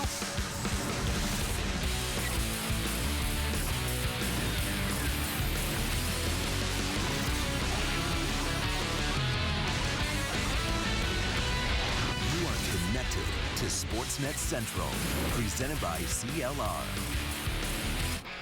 The Cubs going for win number 5 in a row, a chance to close the gap a little more against the Cards, a slightly taller task as the Redbirds sent ace Michael Wacha to the bump in Game 2. Cubs began the night 7.5 games back of St. Louis, and Wacha pitching on 10 days rest. We'll see what he's got. Anthony Rizzo didn't much care that he had rest. First inning, 2 outs, a runner on, and the all-star first baseman getting every bit of that. Deep to center, his 29th of the season and 100th of his career 2-0 Cubs. Next inning, the pitcher, Jason Hamill at the plate. Channeling his inner Travis Wood, I suppose, the base hit up the middle. Javier Baez going to score from second. Hamill's 4th RBI of the season, 3-0. Later in the inning, 2 on for Starlin Castro. The right-handed roll. Starlin Castro thinks he got it. Deep left center, he got it. That is a 3-run bomb. Took JD and the rest of us by surprise. Castro's 7th of the season, a towering shot, just the 3rd time a Cardinal starter has given up 6 runs or more this season, 3 of those against the Cubs. Hamill has struggled in the second half of the season, entering Tuesday with a 5.19 post-All-Star break ERA, but he was sharp in St. Louis. Hamill allowed 3 runs in 6 innings while striking out 6. The Cubs defense also helping him out. In the 5th, check out Javier Baez getting the start at 3rd. And how about a great barehanded play there to throw out Greg Garcia on the bunt attempt. It was just Baez's 3rd time playing the hot corner in the majors, but who would know? Looking like a natural over there. In the bottom of the 6th now, Baez making the diving play. Throws out Jason Hayward here from his knees to end the inning. Baez also had a pair of doubles in the game. Had himself quite a night. Cubs had an 8-run lead, but in the 7th, 8-2, Justin Grimm on in relief. Hit a batter, then allowed that single, and in the dugout, he took out his frustration on the bucket of bubble gum. My goodness. Well, later in the inning, Pedro Stropin with the bases loaded, 2 outs, but Stephen Piscotty gets the best of him there. That scores 2. Cardinals within 4. Then after a walk, bases loaded again. Pinch hitter Tony Cruz coming through with the single to left. The Cardinals score their 5th run of the inning, and the bases still loaded. Strop gonna finally get that 3rd out, striking out Randall Grichuk to end the inning. And some good news in the 8th for Cubs fans, a little more, as Kyle Schwarber pinch hitting, the rookie making his first appearance in a week after injuring his ribs. He grounded out to the pitcher in his lone at-bat. Then in the 9th inning, it's Hector Rondon in for the save. Going to get Hayward to ground out to first here. Rizzo back to Rondon. That finishes things off. Cubs win their 5th straight, 8-5 the final. The Cubs' 80th win of the year means they are now a season-best 23 games over 500. The magic number, 16 for the Northsiders. Rizzo, his 100th career long ball, 300th and 301st RBI. Castro hitting 252. That's actually up from 233 the end of July. So him doing some damage as well. Top to bottom contributions once again as Madden's club just continues to roll. I mean, it feels good, no doubt. Especially they played so good all year. To come in and play well here and hold the lead. We played well here all year, to be honest, but we've blown leads. So, but we just got to keep playing baseball. We got a long way to go, and we can't look up now. Pittsburgh and Cincinnati see if the Reds can help out the Cubs once again. Pirates began the night 2 up on the Cubs for the wild card. 3rd inning, Pittsburgh up 1-0 until Andrew McCutchen going MVP mode. 3-run blast there opposite field puts the Pirates up 4-zip. Let's jump ahead to the 8th. All Bucks in this one. Jung Ko Gung, bye-bye. Number 14 on the year for him. Meanwhile, Francisco Liriano would strike out 10. And the Pirates take this game 7-3, the final score. So with the Pirates holding court, Cubs remain 2 games back for that top spot in the NL wildcard race. Madden's club helping each of them, however, gain some ground on the Redbirds. St. Louis now 4.5 in front of Pittsburgh. And the Cubs really pulling away, though, as you see from the Giants, who are now 9 back, and the Nationals 9.5 after their devastating loss to the Mets, which we will show you later in the show. Now to the developing story involving Patrick Kane. The Buffalo News reports that the grand jury investigation into rape allegations made against Kane were abruptly postponed on Tuesday. According to the paper, the delay appears to involve the possibility of ongoing settlement talks between attorneys for Kane and the alleged victim. Now, the NBC affiliate in Buffalo is reporting that there have been no settlement talks between either side. Kane's agent spoke to Sportsnet Canada regarding the allegations made against his star client.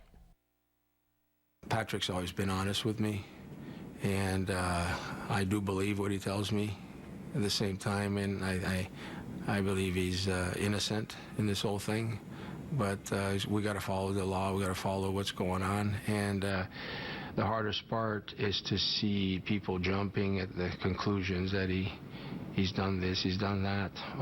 It's been, what, a month now, 5 weeks, and I just can't wait for him to get back on track with his life. Mike McCarthy made it very clear what his Packers would do to the Bears. John Fox responded with, Green Bay is very good, so while the names and faces might be new in Chicago, the rivalry remains. Here's Kip Lewis. The 2015 version of the Bears will resemble very little of what took the field just 1 year ago. A new coaching staff and front office headline the changes, along with a virtual roster overhaul. And unfortunately, there is no more time to get acclimated, with the opening kickoff Sunday against the Green Bay Packers. To me, that game's weighted, a lot more than other games. I mean, as somebody who is, now like a homeowner in Chicago and a Chicagoan, we got to beat the Packers. That's part of the deal. You play for the Bears, you got to go after the Packers. It's Aaron Rodgers, one of the best quarterbacks in the league. He has such a quick release. He's a smart guy. I mean, one of the best players, so it's tough for sure. Just how big that challenge actually is will be revealed Sunday. The right side of the offensive line is in flux. The initial depth chart still has Kyle Long listed at right guard, while Charles Leno's starting at right tackle. But it's widely believed it will be Long at tackle come Sunday. Regardless, the O-line has a job to do. It's all about giving our playmakers some time to make plays, and that's just what it is. I mean, there's no more pressure. There's no more added pressure. That's just what it is. We can't succeed if we don't, fulfill our job up front. Speaking of fulfilling jobs, former first-round pick Shea McClellan will start at inside linebacker and call plays in the huddle. It's his third position in 4 seasons in Chicago, which means being completely comfortable is still a work in progress. I'm feeling better, and it's a process, and you just got to keep building, and I feel a lot better than I did in the spring and throughout preseason, and just got to keep working and getting better as a team and as a unit. And if you need something else to be concerned about, how about the health of the wide receivers? We know Kevin White is sidelined for an extended period of time, but the other top 3 wideouts all ended the exhibition season injured. It's been almost a month since Alshon Jeffrey practiced as he deals with a nagging calf injury. Marquise Wilson has a hamstring, while Eddie Royal is recovering from a hip injury. The status of each player will be revealed Wednesday when the first injury report is released. Following the Bears, Kip Lewis, Comcast Sportsnet. Thanks a lot, Kip. Well, as he mentioned, Alshon Jeffrey has been out since the early training camp days, and the status for the season opener Sunday still unclear. Bleacher Report, however, has added another twist, saying on top of the calf injury, one of the other concerns Jeffrey has is that he's not been given a new contract by the team and doesn't want to risk playing poorly. Mark Potash from the Sun-Times, not totally buying that. Normally, I would kind of doubt that, but at this point, the way they've kind of run things so far, I'm up for anything, and I think anything is on the table. When Kevin White was out, the Bears made it clear that Kevin White really, they emphasized how Kevin White really wanted to get out there and really wanted to play and all that. They've never said anything close to that about Alshon Jeffrey. They've never said anything about Alshon Jeffrey. He's been day-to-day for more than 3 weeks. That's suspicious to me. So I will believe just about anything with regard to his injury and whether he'll be back or not. Comcast Sportsnet is your home for the most extensive Bears coverage before and after Sunday's game. Bears pregame live with Chris Bowden, Jim Miller, Dan Jiggets, and newcomer Lance Briggs. Sets the table at 11 a.m. At halftime, we'll break down the opening 2 quarters on CSNChicago.com. And then be sure after the game to flip back over to Comcast Sportsnet for 90 minutes of interviews and analysis on Bears postgame live that Sunday on CSN. Well, back to baseball in a moment. A delayed start on the south side didn't stop Carlos Rodon's moment as the Sox rookie rolls on with his solid starts. And with Terrion Folston done for the season, Brian Kelly is turning to a former defensive player to fill the void at running back for the Fighting Irish. And it's a family grudge match on the biggest stage. Superstar siblings Venus and Serena Williams go at it for perhaps the last time at Flushing Meadows. Do you have tough cleaning jobs around your house? Calcium deposits, lime, rust stains, yuck. Well, clean up fast with CLR. CLR's powerful formula blasts through tough cleaning problems inside and outside the house. It tackles buildup on shower heads, even coffee pots. And CLR has an EPA designed for the environment seal, so it's safer for your family and the planet. CLR, tough on yuck, gentle on everything else. CLR is available at these fine stores. With a curved ultra-high-definition screen, Samsung's SUHD TVs give you a brighter picture and the most brilliant colors for the best viewing experience. It's Samsung's best TV, and it's here at Apt Electronics. Available in screen sizes from 48 to 88 inches. Come see it today. Guaranteed low prices, unbeatable selection, and free local delivery. Apt. Pleasing people since 1936. You dreamt of a kitchen to cook, with details in every nook. Then I showed you a crack on the wall and found you a house that was a smarter call. Let a RE/MAX agent guide you. RE/MAX, dream with your eyes open. You decided to downsize your home. Then I said the contract should include an inspection, which revealed you weren't alone. Let a RE/MAX agent guide you. RE/MAX, dream with your eyes open. On Thursday, September 24th, join CSN Chicago's Pat Boyle at the Museum of Broadcast Communications, where he'll be hosting the 7th annual Legends of the Ball Gala. This special fundraiser is in support of Good Sports, a nonprofit which helps ensure that Chicago area youth have the equipment to play sports. Last year alone, Good Sports increased the average minutes of play per week in Chicago by 55, with more than $490,000 in sports equipment, footwear, and apparel donated. For tickets or to donate, visit goodsports.org. Welcome back. Speculation continues regarding the future of manager Robin Ventura as the Southsiders are headed towards their third straight losing season. But despite the lack of success, Ventura says he's committed to this team. Absolutely, absolutely. I mean, people think that I don't care. That's an unfair assessment. I mean, nobody cares more about how it's going here than I do. Well, if that's the case, then it's been an Alka-Seltzer type season for the skipper. His Southsiders as streaky as it gets. They have, however, found some consistency and dependability with rookie Carlos Rodon lately. The Southpaw is 2-2 with a 1.85 ERA and 33 strikeouts over his last 5 quality starts, and look to extend that streak in Game 2 against the Tribe on Tuesday. Indians and White Sox getting started an hour late because of the fear of an approaching storm, but the late start didn't bother the Sox starter. Rodon tossed a sharp 7 innings of work. The 22-year-old lefty had 8 punch-outs with 5 hits allowed. We head to the second inning. Rodon receiving some run support from an unlikely source. The recent call-up, journeyman catcher Rob Brantley belts a 3-run homer off Carlos Carrasco here for his first major league round tripper in 2 years. Third inning now. Jose Abreu also showing some pop. We know he's got it off Carrasco. Here into the seats in left, home run number 26 for Abreu there as the White Sox take down the Tribe 7-4, the final. Here's a look at Rodon's last 6 games to the previous 6 before that. To say he's dominating, an understatement. ERA of 1.76 is 5 runs a game lower. Rodon striking out more and walking less, always a good combination during his recent stretch. Just being able to be consistent and throwing strikes and trying to get ahead. And, today, defensively, made some plays for me, so that was big and kept me in the game. I think command-wise, he's been great. Everybody walks a few here and there, but he's been able to come back, and, he's good. It's that simple. Well, Jeff Samardzija goes for back-to-back wins for the first time since July, and the White Sox go for the series win over the Indians tonight. We have the game right here for you on Comcast Sportsnet. Coverage starts on Sportsnet Central at 6:30, and then Hawk and Steve have the play-by-play coming your way at 7 o'clock. Let's take a look at the White Sox schedule for next season. They'll start on the road at Oakland, so a 9:05 Chicago start time to kick off the year. How about that? Then after 4 with the A's, the Sox return home for their opener at U.S. Cellular Field against the Indians on April 8th. Other notable matchups, the Royals visit the South Side for the first time on May 20th. The Crosstown Series, 2 games at each ballpark from July 25th to the 28th, the first 2 on the South Side. And the Sox will play the National League East in interleague play. They'll go to New York to take on the Mets in late May, and then to South Beach to face the Marlins in August.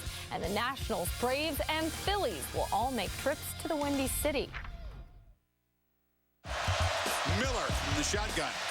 Gets free on the edge. Braxton Miller's loose. Spin move. Miller heading for the end zone. Watch his spin move. I think in the Madden, that might be the B button. That's a nice spin move there. Nobody put a finger on him with that spin move. You think he's made an impact in his first game at H-back? Wow. Yeah, Braxton Miller, fun to watch as he helped Ohio State to its Week 1 win over Virginia Tech. The Buckeyes stay atop the AP Top 25. Alabama and TCU flip spots behind OSU. And just 2 SEC schools in the top 10, but a record 10 SEC schools are in the top 25. Notre Dame moving up 2 spots to number 9. And as predicted, Josh Adams, there he is in motion. The freshman running back in his first carry of his career. And he is into the end zone. Josh Adams on his first carry of his Notre Dame career. Josh Adams scored twice against Texas in Notre Dame's opener on Saturday, making the loss of Terrion Folston a little less hard to swallow in that moment.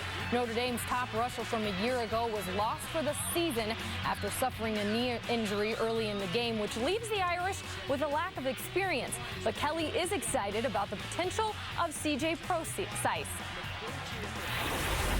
Certainly came in as a defensive player, but we moved him from defense because he wasn't a big hitter, so he may argue with that, but he just plays the game fast and physical, and he doesn't think about it.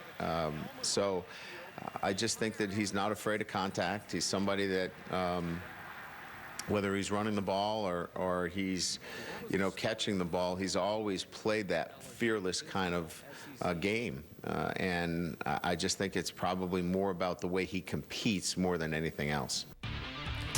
Now to the NFL, where the Deflategate saga has evolved into even more gray territory. According to ESPN's Outside the Lines, the Patriots had a library of opposing teams' signals obtained by illegally taping practices and walkthroughs over the years. But instead of coming down hard on the Patriots, Commissioner Roger Goodell ordered the evidence to be destroyed for the good of the league. Here's David Kaplan with a Sports Talk Live Extra.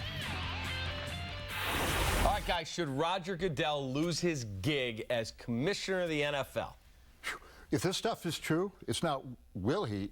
I mean, yes, it's over. I mean, there's going to be some serious repercussions if this stuff is true about the cover-ups of Spygate.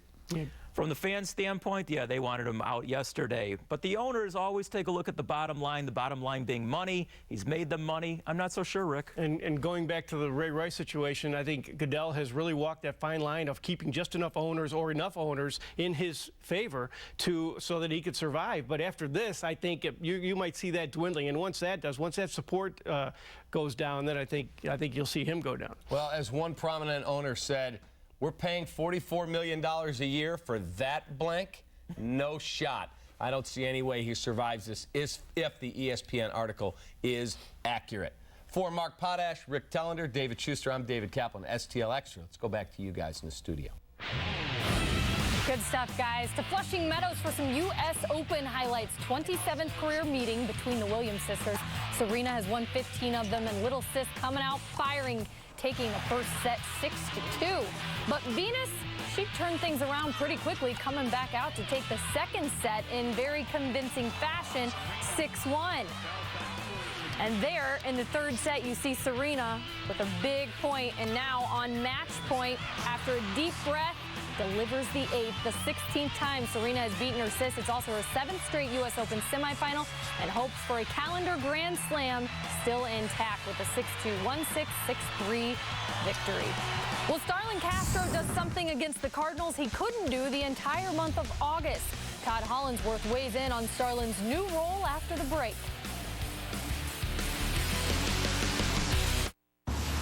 Hey, Ralph Punzel. Oh, hey, Ronnie. Where are you headed? Great Clips. You're getting a haircut? I checked in already. Using their online check-in. Online check? It saves you time. You're getting a haircut. Why? Thinking about applying to astronaut school. That's cool.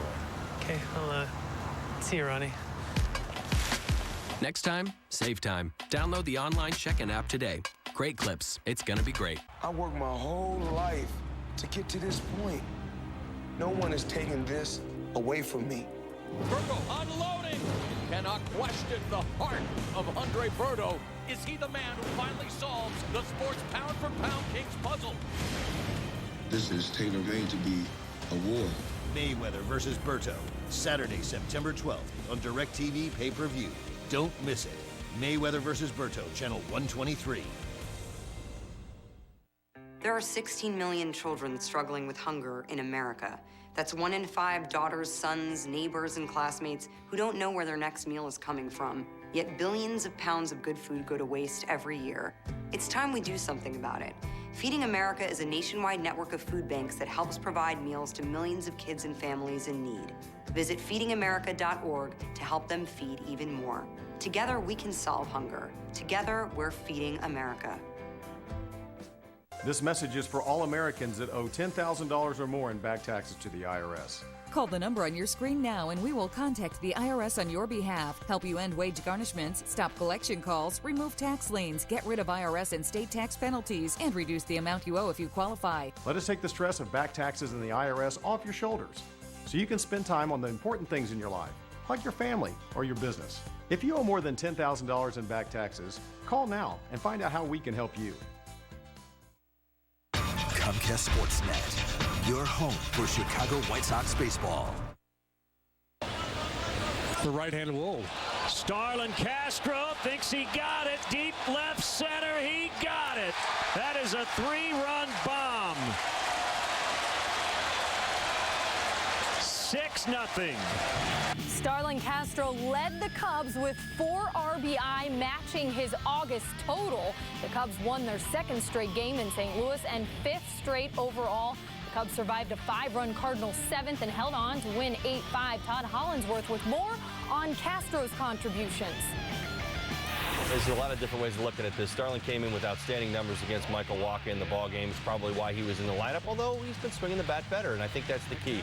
I want to give him props. He's really handled this new role on this team very, very well. Smile on the face. Listen, it's not an easy thing to do to lose your starting job, but you know what? This guy has become a difference maker for us. He's swinging the bat well again. Had the huge night tonight, and I'm proud to say it's good to see him handling this new role very, very well, because he's going to be a key player down the stretch, no doubt about it. For sure. Will the Cubs go for the sweep later this afternoon? And we'll have it for you right here on CSN. Cap and Holly set the table at noon. So be sure and spend part of your lunch hour watching John Lester and the Cubs take on Carlos Martinez and the Cards in the series finale. And on Friday night, join Comcast Sportsnet for a Coors Light viewing party at Tilted Kilt in Roselle. Watch the Northsiders square off with Philly. Enjoy Coors Light this Friday at 7 p.m. Great beer equals great responsibility.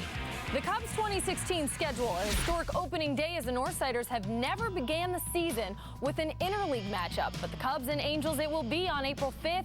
Then on April 11th, it'll be the home opener at Wrigley, a 3-game set against the Reds, followed by 3 with the Rockies. And Cubs fans, circle this one on your calendar. The first home series against the Cardinals, not until June 20th. The Crosstown Series will be from July 25th to the 29th. The first 2 on the south side, the next 2 on the north side. Then the season ends in Cincinnati. Here's the other interleague matchups to take a look at. Cubs will host the Rangers and Mariners in July. They'll visit Oakland in early August. And the Angels will come to Wrigley Field right after the Cubs come back from the West Coast.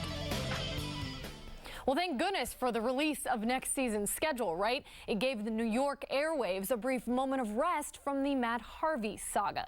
The Mets starting pitcher has been the center of baseball debate for almost a week now. Whether he should be held to a strict innings cap coming off TJ surgery, or does the Mets bid to win a division title mean Harvey should take his regular turn in the rotation?